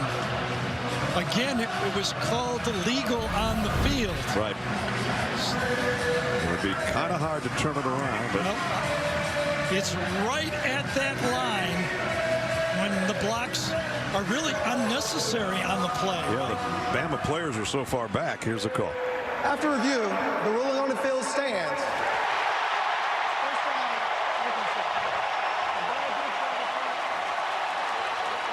Jake Bates is the man of the hour for the midway point of the third quarter. And it was inches either way. Again, called legal on the field. The ball was hovering over the line. It's not when he catches it. It was when the ball gets to the line. I think they got it right. So now can the offense take advantage? Good field position at the 46. Slip screen to Hazelwood on the outside. Got it to midfield, maybe to the 49. So we check in with Jenny. Yeah, I talked to head coach Dan Pittman. He said he walked into the locker room at halftime and he looked at his team and he said, we're playing a la freaking Bama. Maybe he used different words right there. He said, we're playing with no emotion. So his goal was to come out here in the third quarter and fight. And that's exactly what they're doing, guys. Were they ever? Sanders fighting to get back to the line of scrimmage on this carry. Just a little point here. If Alabama can get a stop, the replay actually gave the Bama defense a blow. You know, maybe a three-minute blow because they had just left the field and they would have had to run back on. That's what I was saying about Sam Pittman saying you're killing our buzz. We want to get going on offense. I thought you were talking about the fans, but the buzz that the Alabama defense was drinking Gatorade. They go, what? Third down and 6. So will they get the stop? Jefferson in trouble. Throws late and got it complete. Keytron Jackson, first down. So the plays that were being dropped in the first half, the receivers are now helping out. KJ Jefferson runs up in the pocket again. That's the second time in the second half he's made plays out of sync in the pocket. 17-yard pickup on a 3rd and 6. Back to Rocket. Sanders straight up the middle. And he's got 8 more to the 25. And Marco Helms brought him down. So Rocket Sanders came to Arkansas as a wide receiver, transitioned to running back. And the Rocket fits, doesn't it? Yeah, it does. Came in leading the SEC in rushing. This time he loses one. Jaheim Otis, and on the stop, the big fella on the inside. He plugs up a lot of ground. 3rd down and 3 again.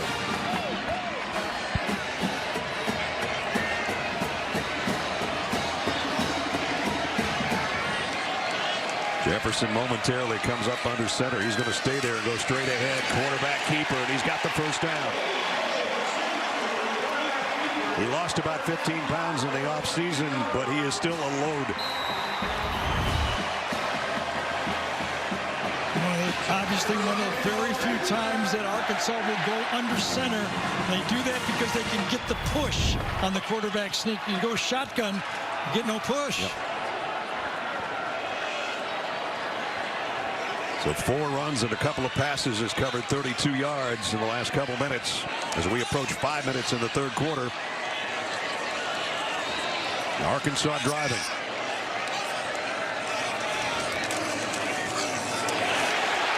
KJ Jefferson all the way to the 15 before he's run out of bounds. Well, there's the zone read, and this time he read Dallas Turner, number 15. Looking at the handoff, look at it. He's got his eyes right here, okay? He's got his eyes right there. Do I do it? Do I do it? Nope, I got it. Gets it out to the outside. Very positive play. This time he keeps it, took it right out of his tailback's hands to the 5. Jefferson has got the Arkansas offense in gear. Look how smart this read is by KJ Jefferson. He gets an attack not only from Dallas Turner, but also the corner blitz at the same time. So he knows he has to keep it and not go wide, but take it inside. Got Alabama's defense on their heels a little bit. Jefferson, 1st and goal at the 5-yard line. Rocket Sanders with him in the backfield. They're coming. Man-to-man coverage by Alabama all over the field. Blitz is coming.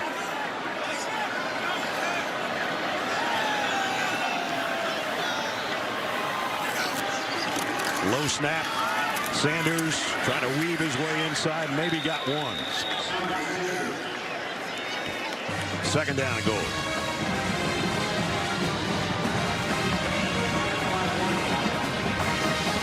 So the onside kick started this, and it's carried it down inside the 5-yard line of Alabama.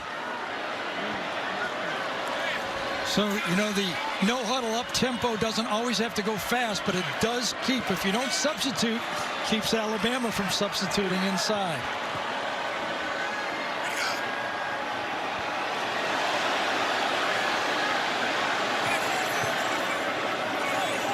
Out of 5 on the play clock. Jefferson going to get the snap off. Barely. Sanders cuts back. Stuffed well again inside. Tough sledding in there for number 5. Yeah, Isaiah Hastings. I think it was Hastings in that shirt, 99. I believe stuffed the play inside. Make piles. Make piles if there's those defensive linemen. All right, you got a quarterback. And one of the best runners in the country from that position. Do you run him here at 3rd down and goal? Well, I also think you got 4th down too. Remember, you got a backup quarterback in on the other side. I think you got 2 downs. 11th play of the drive is right here at the 3-yard line. Jefferson keeps it. Doesn't get it. And that's 4th down. Lost yardage on the play. Attacking defense. Defensive coordinator Pete Golding sends them again off the edge right here. Attack. Can't get the mesh cleanly. And it looks like, at least, Sam Pittman says, 3rd quarter, a lot of time. Take 3. Let's put 3 up there, or let's try another fake. Cam Little, who had the heartbreak at the end of the game last week when he hit the top of the upright from 42 yards out. Look at him look over. Why would he be looking at the bench? To see if the fake is on or not? Looks safe, take the 3. 22-yard field goal attempt is up and good. maybe to restore the confidence in his kicker, take the sure thing. As Gary said, still a lot of ball left. 16 and a half minutes to go. No, well, I can't guess with these guys anymore. And this one will not be returned. So out to the 25 comes the Alabama offense. Invesco brings you today's Scholar Athletes. Darian Dalcourt for Alabama and Trey Knox, who just had a big catch on that last drive for Arkansas. Invesco proud to support student athletes on and off the field with a donation of $1,000 to both Alabama and Arkansas's general scholarship funds. So no one preaches the process and one play at a time more than Nick Saban, right? Ignore the surroundings, do your job. Let's see if they can. Whoa, high snap. Somehow Milroe got away, but not too far. Drew Sanders brings him down after a couple-yard pickup. I don't know if it was a bad snap or he just took his eyes off it. It was kind of fast, right? Yeah. Got to him quick and handled it, but as you said, for nothing basically. And it was all Bryce Young in Alabama when he left the game. It's changed in a hurry with him on the sideline. Milroe's going to keep this. Cuts it outside. Almost an offensive face mask, and he's dragged out of bounds. So remember this, though. The changeup is not really a changeup for Arkansas. The running quarterback in the zone read is what they face all spring ball. That's what they see every day. So even though it's a changeup for Alabama, Arkansas says, yeah, we practice against this every day. 3rd down and 8. Empty backfield as Gibbs comes out as a wide receiver to the very bottom of your screen.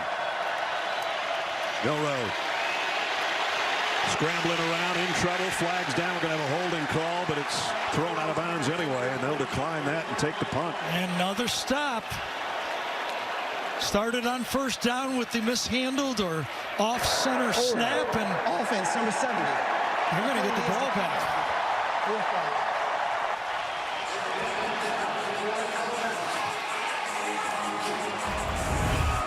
Nowhere to go. Javion Cohen. I think it was 70, wasn't it? No staring at the ref this time. He knew he held him on that one for sure. So Bryce Stevens waiting on the punt. Burnett. Whoa. That snap hit somebody, and Burnett's got to just cover it back at the 3-yard line. What happened there? It hit Henry To'o, I believe, number 10. It's like the center anticipated the kick, the punter who likes to rugby it to the right, and it was almost leading him, and I believe he hit the up back.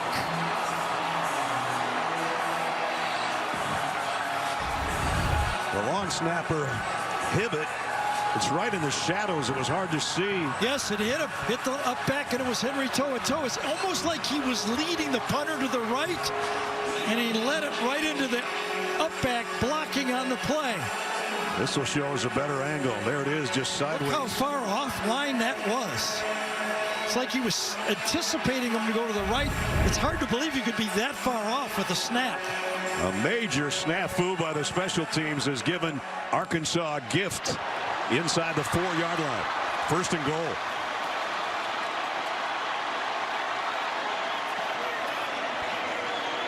K.J. Jefferson all by himself in the backfield. 1st and goal. They didn't throw down here last time. Will they do it this time? Sanders joins him in the backfield. He gets the carry. He gets the touchdown. What a turn of events. Onside kick for points. A 3-and-out and a special teams disaster for Alabama.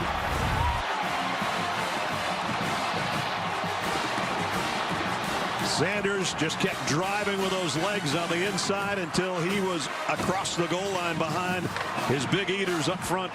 And they're going to go for 2. Of course, 28-23. Go for 2.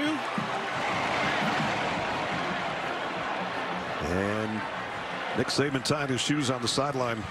He'll stop play for a second.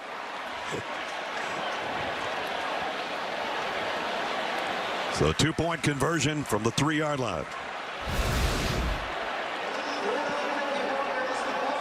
For a touchdown. The previous play is under further review. They're reviewing the touchdown. He was stopped, lost a little momentum, but I thought he was pushed in after that, didn't you? I did. Stopped, loses momentum. Keeps driving. Now it's a pileup, and Yeah, there he is. he fell on his own offensive lineman there, but I don't think he hit the ground. Did he stop enough to put his knees on the ground? No, he kept pushing and pushing. I don't see how they're going to turn that around. Just kept the legs driving, as I said, the first time. But we'll take a look at it. He kind of dove out, landed on him, and then gathered his left foot and pushed again to score. Gene Steratore is with us from New York. Gino?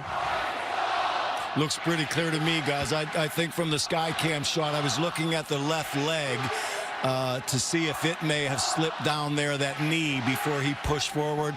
Doesn't appear that it did at all, though, and I think they'll stay with the touchdown that they ruled on the field. Got face masked in the process. Didn't see that one either. John Bible's our replay official. Scott Walker is our referee. This is the call.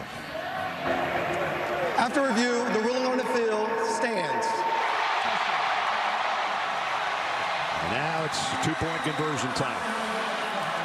So one play has changed the outlook of this football game. Arkansas has taken advantage, and one play could change the landscape of college football. You're not kidding. And one player being out could change the landscape of college football.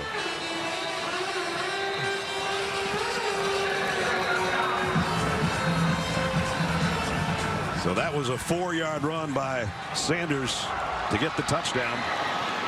He's not in there right now. KJ Jefferson and Trey Knox. Knox now moves up to the tight end spot. Momentarily was in the backfield for Jefferson. So this is KJ's run or a throw all the way, unless somebody joins him. They fake the sweep, and now quarterback draw. Jefferson not going to get there. He got to the 1. To'o came flying out over the top and prevented the 2-point conversion. So a third quarter that has been such a disaster all year for Arkansas, they've owned it. This was close too. You see number 10 come in. Has changed the complexion of our game. This guy, number 39, has been involved. And at this point, kicks deep. Alabama will come out to the 25-yard line. But an amazing sequence of events in the third quarter. First, it was Bates. The onside kick goes 11 yards, covers it himself. That lets the offense get going for Arkansas. And then special teams, not so special on that one. An errant snap that sent Bourbon all the way down, the punter inside the 3. And then Rocket Sanders does the rest, driving and driving and driving and getting to the end zone. The only thing that didn't go right was a 2-point conversion. The Razorbacks have the fans back in it. They have controlled the third quarter, as Gary said. They went from 28 down to 28-23. So here we go. 15 minutes, 19 seconds to play. Remember, the Bama advantage was throwing the ball. Can they run it?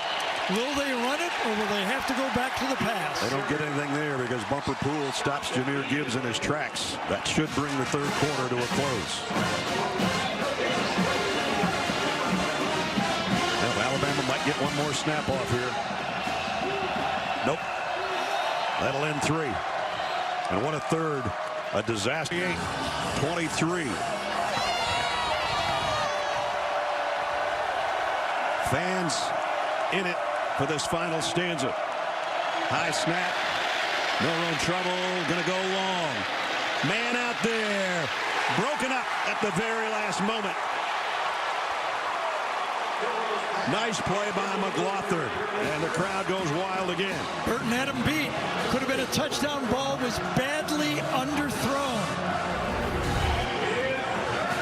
Watch, receiver has to slow down, slow down, slow down. Practically stop and allows for coming. Jermaine Barton says, if you'd have let me, I'd have had one. Yep. A poor throw. Alabama scores a touchdown. So now it's 3rd and 10. Alabama moved. Casey Latham, I think.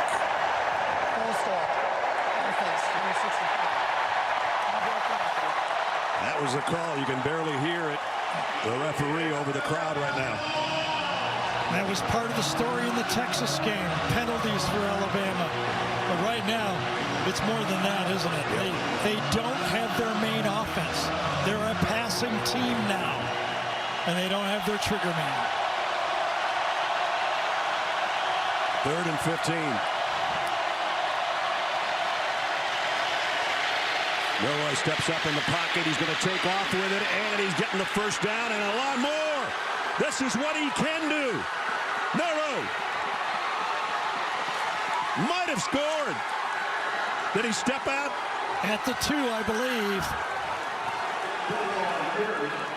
Ness incredible on this play. Bumper Pool is spying the quarterback on the play.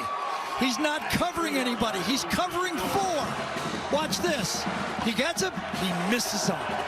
You put your best tackler on their quarterback, and he misses him. And he goes 77 yards to the 3-yard line. And now he throws, and it's batted in the air. Could have been intercepted.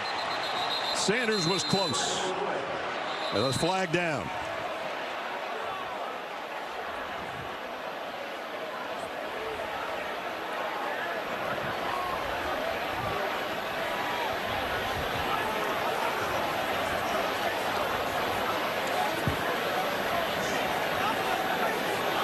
Conference among the officials here before the call.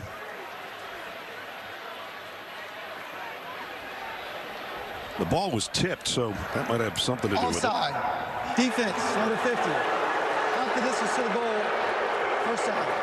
They called the defensive tackle Eric Gregory offsides. He line up in the zone. He must have. I didn't really see any movement down there. How big would that have been if this tipped ball would have been caught? Oh, boy. I didn't see anybody offsides. I didn't either. At any rate, just outside the 1. Milroy, handoff. Going to be a lost yard here. Bumper Pool made the initial contact. The only thing I can think of is that Arkansas only had 10 men on the field. The number 50 was trying to run in, and he was offside. At any rate, they're back about where they started at the 3 after that tackle for loss by Poole.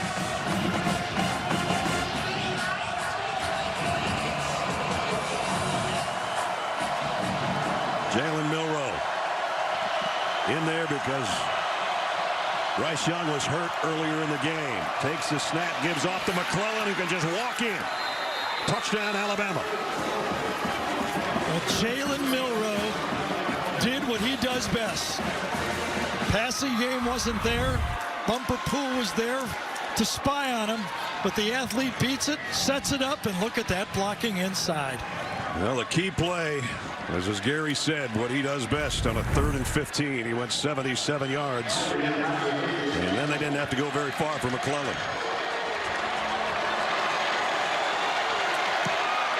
Reichard's extra point is good. Yes, Eric Gregory was running in late. Arkansas on that first down, it really was offsides. They had 10 men on the field, and Gregory was running in as the 11th. So they have 10 men out there, but right here, you're going to have an appearance of one more player right at the end. So he is offsides. Only offsides by about 15 yards. Yes. But for Alabama, more importantly, the walk-in by McClellan caps a 75-yard drive, 77 of which was... Now let's take a look at the GMC Game Changers. And K.J. Jefferson did a little bit of everything, didn't he? Used his eyes to open up the passing lane, used his athletic skill to buy some time on the quick screen and hit the seam, and then used the offense to read, see the corner blitz, and run the offense. A little bit of everything from K.J. Jefferson. That third quarter was K.J. Jefferson that we saw so many times a year ago. Last 5 drives, pretty impressive. Now it's Alabama kicking back off after a sensational run by Jalen Milroe. Got him close. Jace McClellan got him in for the score. And we still got 14 minutes to go. 35-23.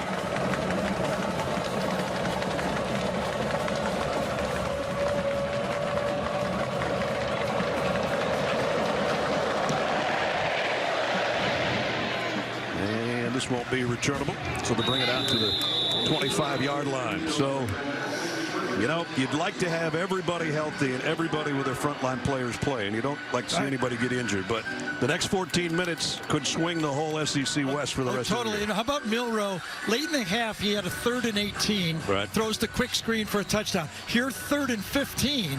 Goes 77 yards. He's made 2 big 3rd down plays to keep Alabama in the game. And now they've got the lead a little more comfortably than they did have, and still it's going to be Arkansas with every opportunity in the world with a really good quarterback and their running game that started to pick up now. Let's see what they do. And here's the guy, K.J. Jefferson, running over people for 12 yards. First down. I like when we talked to K.J. Jefferson yesterday. You asked him, are you fast? How fast are you? And he said, I got between the tackle speed. That's right. That's exactly what he did right there. And now Sanders trying to pick his way for a couple more. Test your knowledge here quickly with today's Athletic Trivia question, which is, who's the only Arkansas head coach to defeat a Nick Saban coached team? Remember, Alabama has won 15 straight in this series. Sam Pittman lost to him last year, 42-35. Now it's 35-23, and the Hogs need more points here pretty soon. And that one's batted down, incomplete. Malachi Moore saved a big play there. Arkansas had a hot read on the play. If he gets it over Moore's hands, that's going to be a big play for Arkansas. Watch to the outside. Break out, hot, knocked down by 13, or that would have been big. So now it's a 3rd and 8 that's big for Arkansas.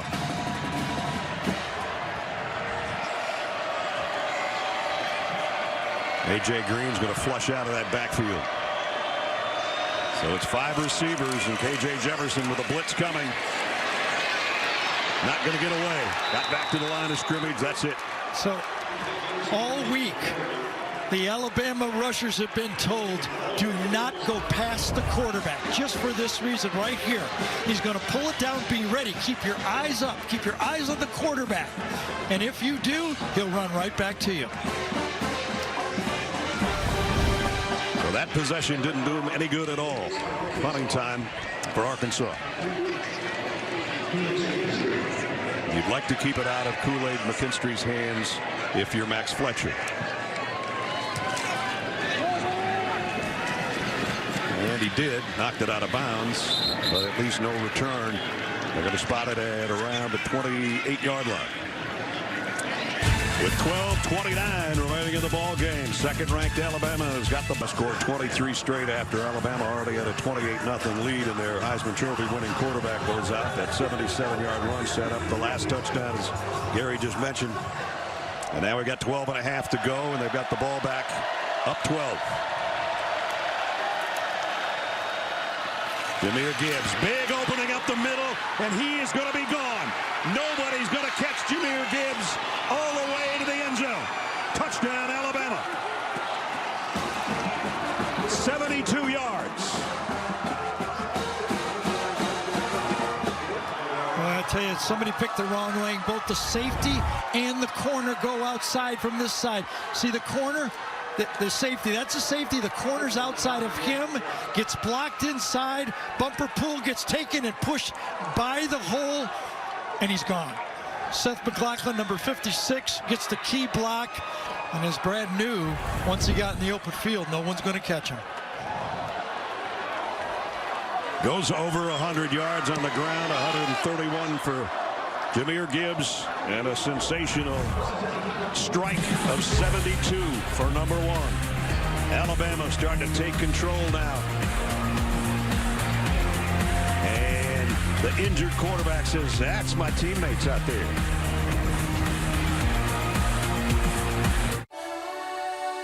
The new iPhone 14 Pro is here. And right now, business owners can get it on us at T-Mobile. Apple Business Essentials with Apple Care Plus is included, so you can easily manage your team's devices here and here. All on the network with more 5G coverage. It's the ultimate business trifecta with the new iPhone 14 Pro on us. Only from T-Mobile for Business. This thing, it's making me get an ice bath again. What do you mean? These straps are mind-blowing. They collect hundreds of data points like HRV and REM sleep, so you know all you need for recovery. And you are? I'm an investor in Invesco QQQ, a fund that gives me access to NASDAQ 100 innovations like wearable training optimization tech. How long you... I'm done. Become an agent of innovation with Invesco QQQ. I'm okay. Before investing, carefully read and consider fund objectives, risk, charges, expenses, and more in prospectus at Invesco.com. New Degree Advanced. First ever 72-hour nonstop protection with motion sense. Tested to the limit. Still feeling dry and fresh. Superior 72-hour nonstop protection, however much you move. Order number 1. Hey, man. There's nobody here but me. I don't tell you how to run routes. I did play in junior high.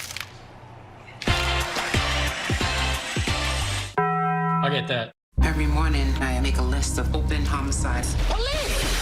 I'm sorry about your son. Who's ever responsible, we're gonna find them. Today, we made an arrest. Welcome to East New York. East New York premieres tomorrow after The Equalizer on CBS.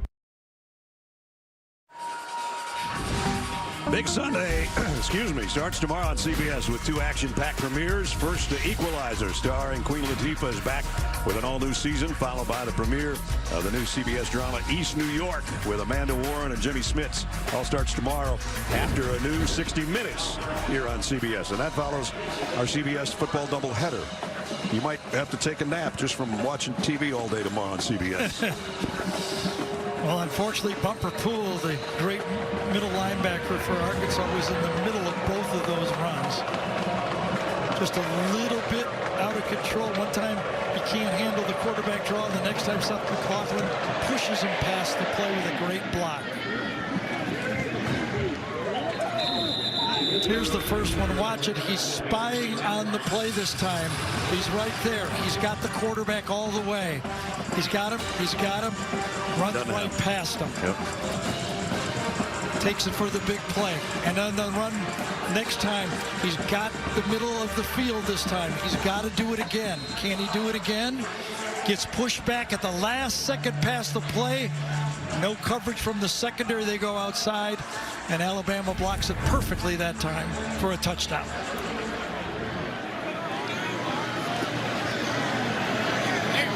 +270 yard runs in the last 5 plays for Alabama has swung the tide back big time in their favor.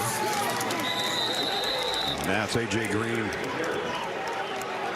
No gain. Haven't called his name yet, but Brian Young that time, 47, came in and made a nice play that time. Fought all the way across his block, closed off the running lane. Nothing. Been a little bit banged up, so to see him out there is good news for their defense. Jefferson pumps to the left. Throws on the run, completes it to Knox. He gets knocked down by Toto and Malachi Moore, but he's got a first down unless the flag brings it back.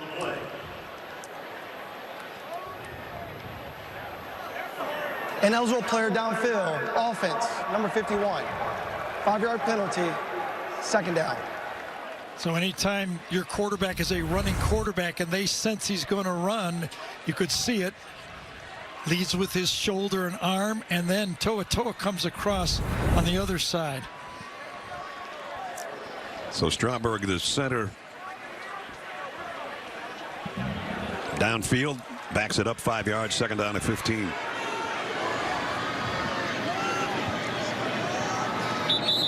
Yeah, they might stop this and look for targeting on Henry Toa, might they? The game is being stopped for a medical observer. Well, is somebody stunned on the play? Apparently.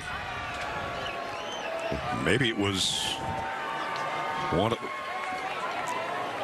Yeah. It was Knox. He got hit twice on that play. First by Malachi Moore and then by Henry To'oTo'o. Got hit in the left side of the helmet and then the right side of the helmet. Like being in a boxing match. So they're having a look at Trey Knox.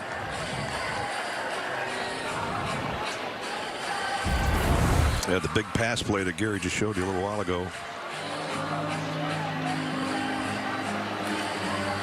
Gene Steratore is along with us, fourth member of our crew. Gene? Yeah, I think it's definitely not a target. The shot here with the shoulder, with the side of the helmet, and then when number 10 White comes in, it's a side head up and not crown either. But I think it's a good, safe practice to see two hits like that on a player's helmet to stop and make sure that he's okay.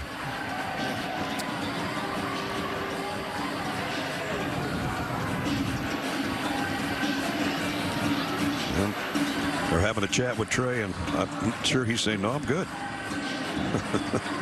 Yeah, however, they always do, don't they? Right. That's exactly the point I was trying to make. Yeah, they always do. You were telling us about how many times they've asked you, right. Are you okay? Yeah, I'm going back in. A little different, but back then, that's for sure. Now, despite what happened to Tua, they try. And I think that underlined to everybody, they got to be more cautious with every player out there. College and pro. Yep.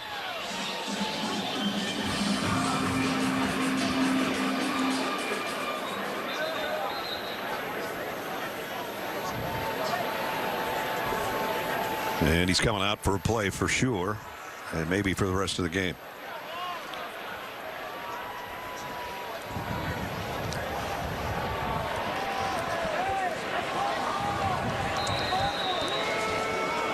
And Nathan Bax is going to take Trey's spot. With the medical stop, you have to come out for a play. It's like losing your helmet, basically. So 2nd and 15.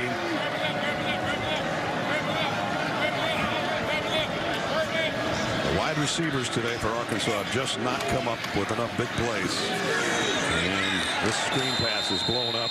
KJ Jefferson gave up on that one in a hurry. Yeah, and that time Jalen Moody read it perfectly, number 42. Nothing there. Had to dump it. So it's been streaks, 28 straight for Alabama, then 23 straight points for Arkansas. Now 2 quick long touchdown runs of, well, a long run that got him close to a touchdown of 77, and then Jahmyr Gibbs 72-yarder. And that's where we stand at 42-23. 11 minutes to go. KJ Jefferson waits too long. Still trying to drag his way out of there, but he's not going to get out of the grasp. Well, it might be a late penalty on To'oTo'o there, a dumb one. It's going to keep Arkansas football. He just shoves a player, kind of a celebration shove, and he's going to get called on it. There's the reaction. Yeah, that was a bad play. They're off the field. After the play, personal foul, late hit, defense number 10. 15-yard penalty, automatic first down. Not off the field now. Play ends. It's a sack for sure. Going down. And then the push from behind. Yep. That's kind of dumb, isn't it? Yep. To'oTo'o knows it, but a little too late for it now. Stromberg gets up and points right at him. I mean, geez, he comes from 15 yards away. Whistle's blowing, and he knew it. He didn't know it before he did it, but he knew it after. Here's a quick throw out in the flats. Hazelwood broke one tackle. And a stiff arm at the end to pick up another first down. Yeah, that's a lack of discipline that, you know, these games are, you think they're over. They're never over, are they?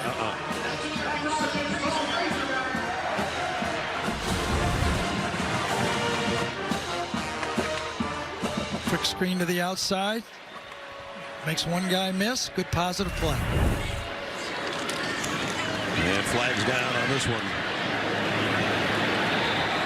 Davinian going nowhere.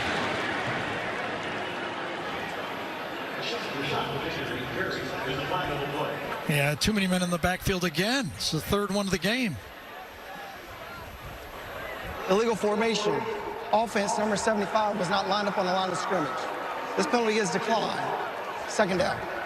By the way, Trey Knox is back in the lineup after coming out for that one play. Should have mentioned that before we asked you the trivia question, which was the only Arkansas head coach to defeat a Nick Saban coached team.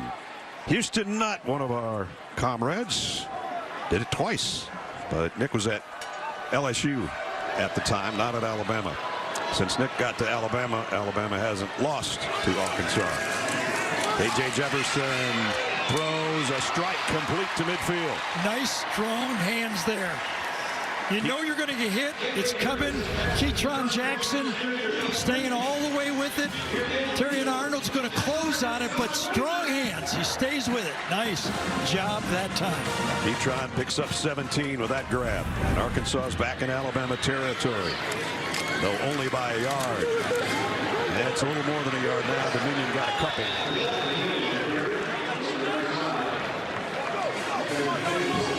Time is of the essence. 15 straight times Alabama has won this matchup. Got to go back to 2006, the last time they were able to beat the Tide. KJ Jefferson incomplete.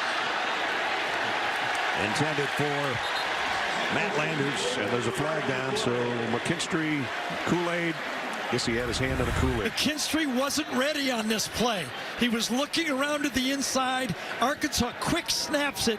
He never gets in phase. It costs him a penalty. 15-yard penalty from the previous. He's staring. He's trying to get the call, and all of a sudden Arkansas quick snaps it and goes with the fade. So that's going to move it inside the 35. Two bad mental mistakes by Alabama. To'oto'o's penalty, they're off the field. That time Kool-Aid doesn't get ready, and it costs him.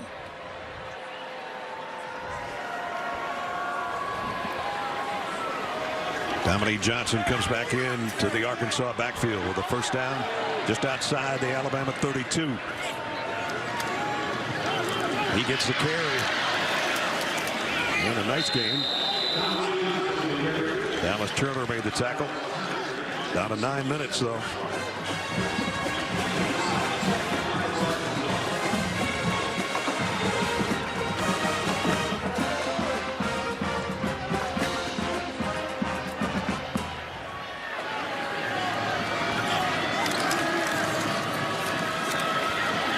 Should be a face mask, shouldn't it? He broke the tackle.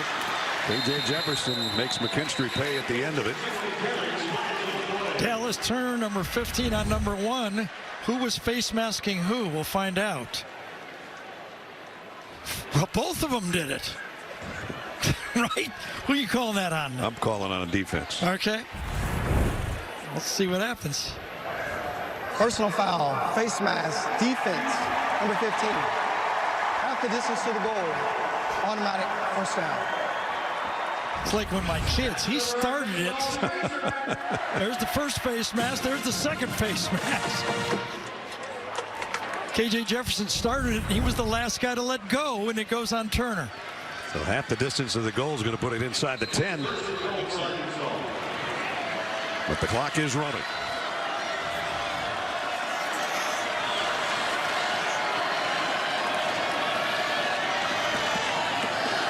Hazelwood in motion, and now sets up on the right side as Jefferson wants to come back the other way with the football. He's not going anywhere with the football.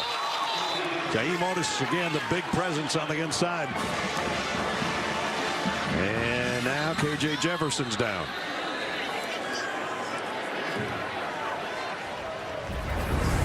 Devontae Lawson, number 32, holds his position, forces him back inside. And when you say big, it's big. Even though Otis has lost 70 pounds, he still weighs big. about 350 yes. something, doesn't he? And right on the shoulder and the right side of his head on KJ Jefferson.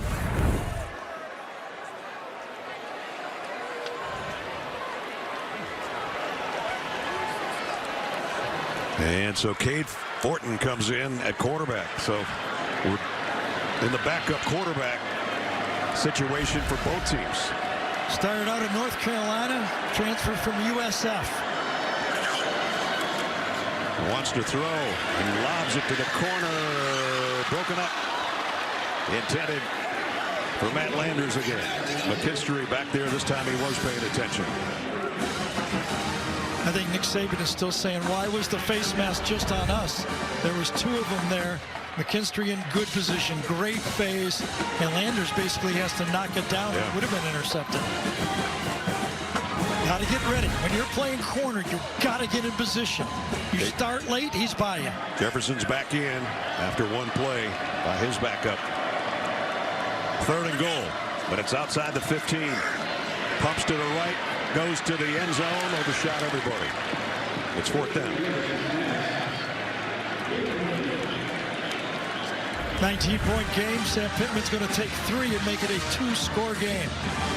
2 scores, 2-point plays.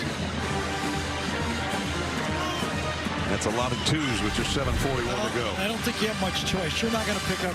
You don't think you're going to pick up 15. You're going to have to take the 3 and hope you can score twice. 34-yard field goal attempt by Cam Little, who hit one earlier from 22. We saw Florida make a run at it late like this, didn't we? Yeah. And Cam's got this one as well. Cam would have loved one just like that a week ago, wouldn't he? No kidding. So they take the 3. 42, 38 to go. Playing with a 2-score lead. 2 heavy scores, as Gary called them. 8-8. Bryce Young came out, chin strap tightened, helmet on in the second half, but hasn't seen any action. But he has been cheering his teammates on. Does it feel like relatively that might be positive that he doesn't have it in a sling? I think so, but I don't know. I think it also shows that he didn't want to stay in the locker room and wanted to show a little. No, I agree with that. We're not supposed to speculate bad, but can we speculate good? I don't know why we can't. Yeah. We're looking at the bright side of things. Exactly.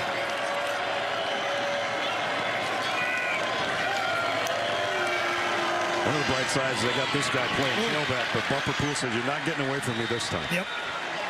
Let's check in with Jenny. Yeah, a little more on Milroe coming from Bill O'Brien there. Quick little scouting report from him. Great legs, strong arm, can't throw outside. But he did say he wouldn't be here if we didn't like him. Of course, this is Alabama, guys. Yeah, just another player of the year type guy in whatever state these guys come from.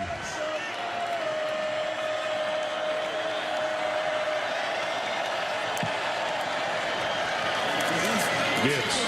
Pass off the left side. He might be gone again. Jahmyr Gibbs. He's already got a 72-yarder. He's got another one. Touchdown, Alabama. This one goes for 76.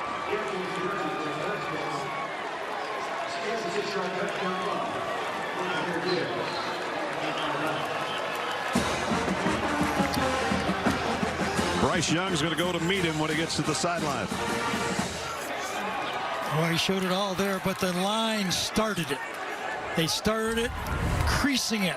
They block down, and then kick out to the outside. That creates it, and Delcourt comes around, McLaughlin comes around and makes a key block again. I'll tell you, Seth McLaughlin's had himself a game here today. Yep. Reichardt's extra point is good. Well, Jahmyr Gibbs, we highlighted him in the offense for Alabama other than Bryce Young and said he's the most dangerous guy they have. I think he's proven the point today.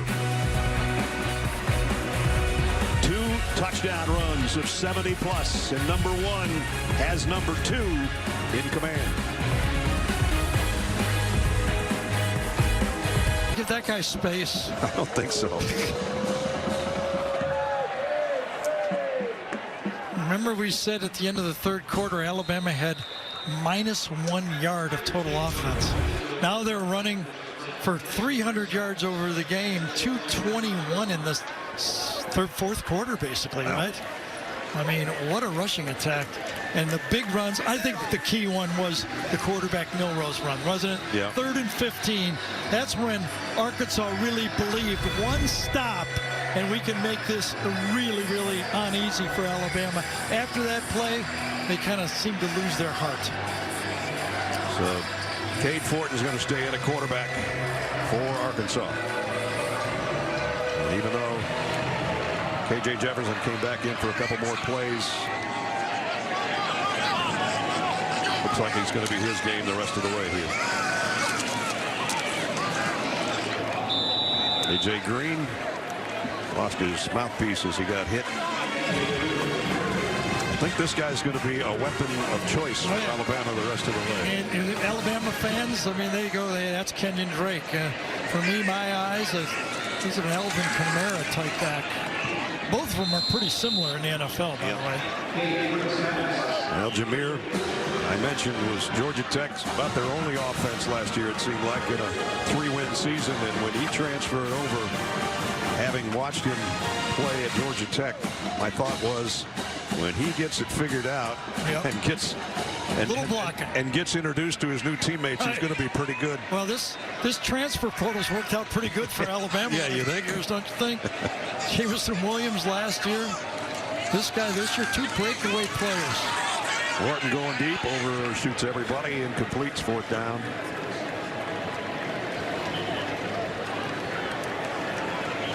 Single game rushing. Oh, some good names right there. There's a lot of couple of paychecks. Couple of Heisman Trophy winners in there. I was thinking there's a lot of accountants that are making good living doing these guys' taxes. I'll tell you that.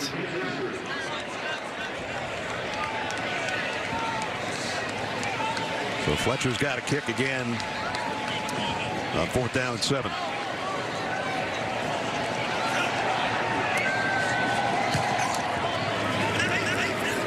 McKinstry just has everybody clear out of the way, and this one also goes out of bounds. It's amazing to watch these football games, how they can just turn on a play. Wow. It really is. In a matter of 12 seconds here, 13 seconds there. Coming up on a college football postgame show presented by Rocket Mortgage. Adam and Rick and BJ will bring you the day's highlights from another busy Saturday in college football. And, you know, that's kind of Nick Saban's theme, you know, the process. Forget the momentum, forget the crowd, do your job. I mean, it looked like Arkansas had everything going their way. 3rd and 15, backup quarterback, boom. All of a sudden, everything changes. Yep. Now we just hope that guy will be able to come in again this season sometime, or maybe as soon as next week. Who knows? We'll find out in Tuscaloosa with you in prime time next Saturday.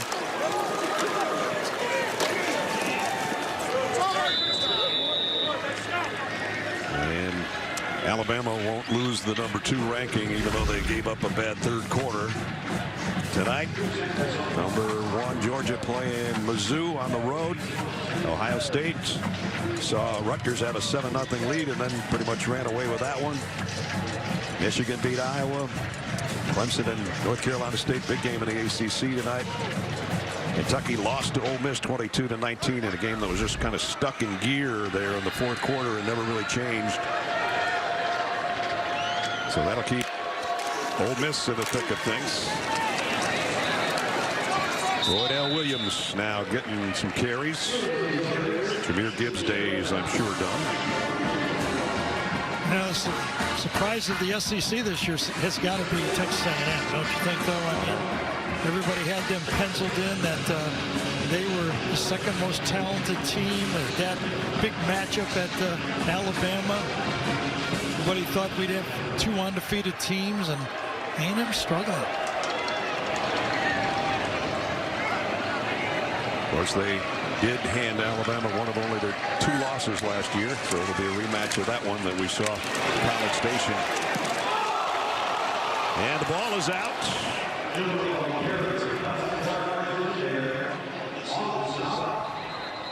And I guess the Tide recovered it. Looked to me like Hudson Clark, number 17, ripped this ball out when he was coming in on the tackle late. Watch him rip. Yes, it was Clark. Got a timeout here in the final 5 minutes.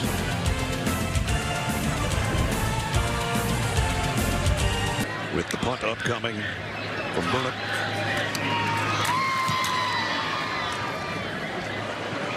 Bryce Stevens made the first man miss. Got a block. He run out of bounds unceremoniously, probably with a personal foul at about the 28-yard line. Call it on Moody, twisting him late when he got out of bounds. Right at the end of this play, all he had to do is knock him out, and got a guy down on the special teams for Alabama. Demoy Kennedy is the man that's down. And here's, oh, that's going to be maybe a face mask too, on top of everything else. Might have got away with the toss, but not the face mask.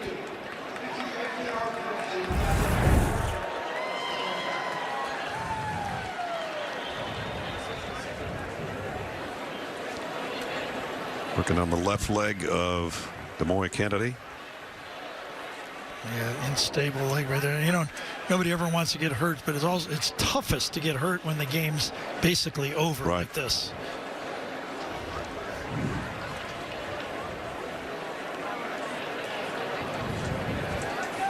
We'll check on him when we come back. We're going to see him right in the middle of the screen. Yeah, plants that left leg and the knee goes.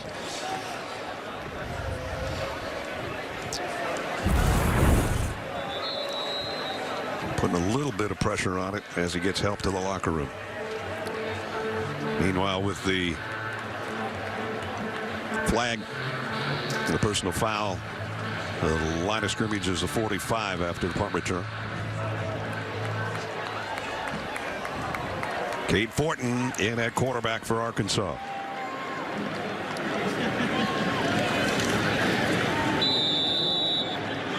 Couple-yard gain on the play.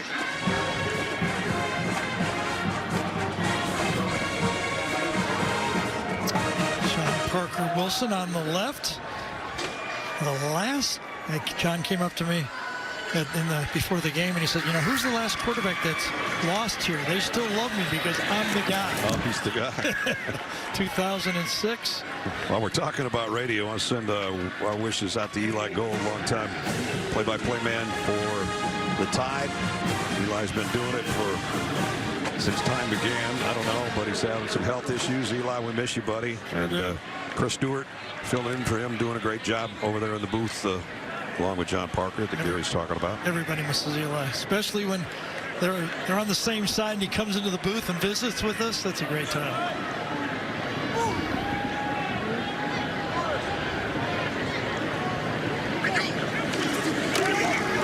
Fortin looking to throw on the run. Now he's going to run. And got the first down and got clobbered by Malachi Moore. It did. First down. Still in bounds. He slows down, doesn't he? He slows down as he crosses the first down, and it gives the opportunity for the safety to get a clean shot on you. Not sure that's the same call on the other sideline, but that's neither here nor there. That was clean hit, though. He throws a strike, a quick slant to Landers. That should be another first down.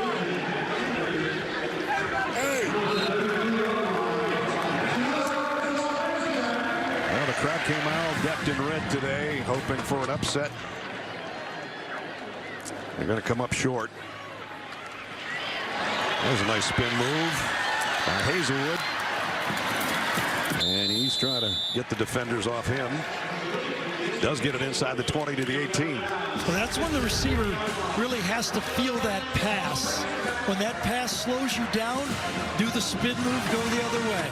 If he leads you forward, just keep running. Run right through the ball. Good looking move. Yep. Fifth catch for Hazelwood today.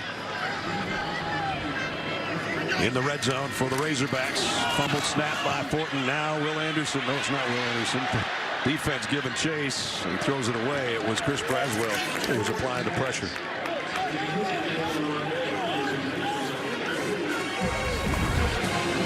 See the snap. Looked perfect first time it was. Took his eye off it for the play action. Gets it back. Outruns Braswell and gets rid of it. And a garbage time, but if you're a backup player, it's experience for the future. Sure. I mean, something happens to Jefferson, these are going to be valuable plays for Arkansas later in the year. Fortin overshot his intended receiver, Jaden Wilson. It'll be third down.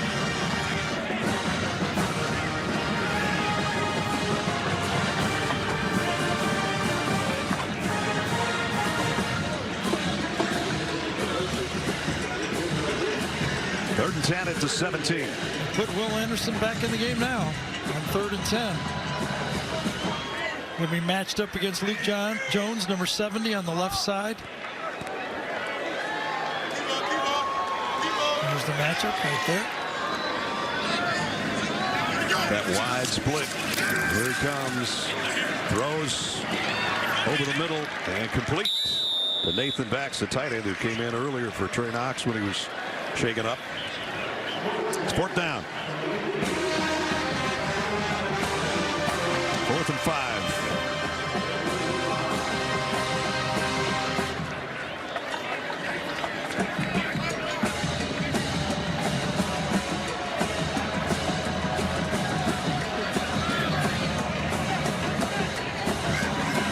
Wide receivers in tight here on 4th down at 5.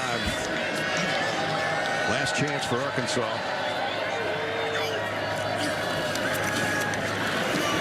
Fortin got a man open out in the flat. It's Hazelwood. Not going to get there. Alabama's going to take over on downs. Terry and Arnold made the saving stop to prevent a 1st down. So this is perfect defense by Alabama. You give them the short ball, and then you close. And you don't miss the tackle, and you can get off the field. That's a good tackle right there. It was.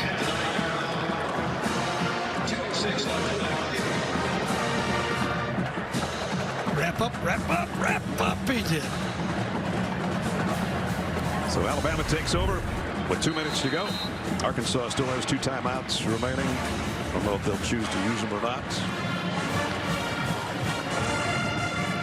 Jalen Milroe came through, didn't he? He did.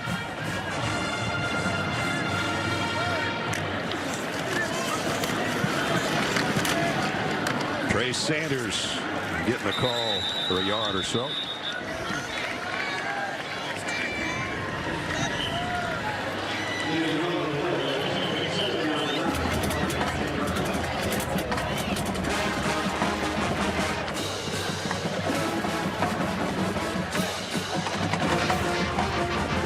Bryce Young, there's his numbers before he injured his shoulder, and Jenny will have an opportunity to talk to Coach Saban when it's over, and maybe we'll get more information.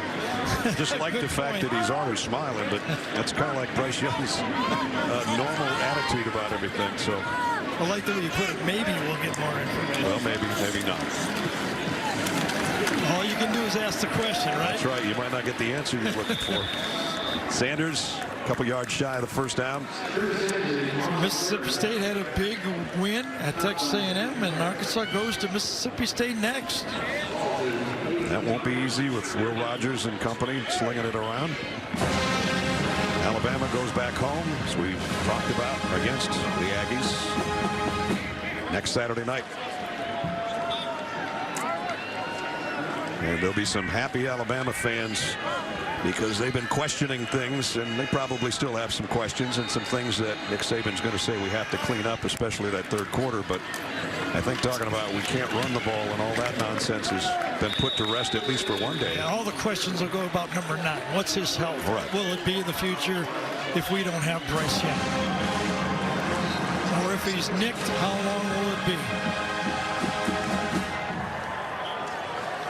Well, his team gets a win today, 16th straight over Arkansas,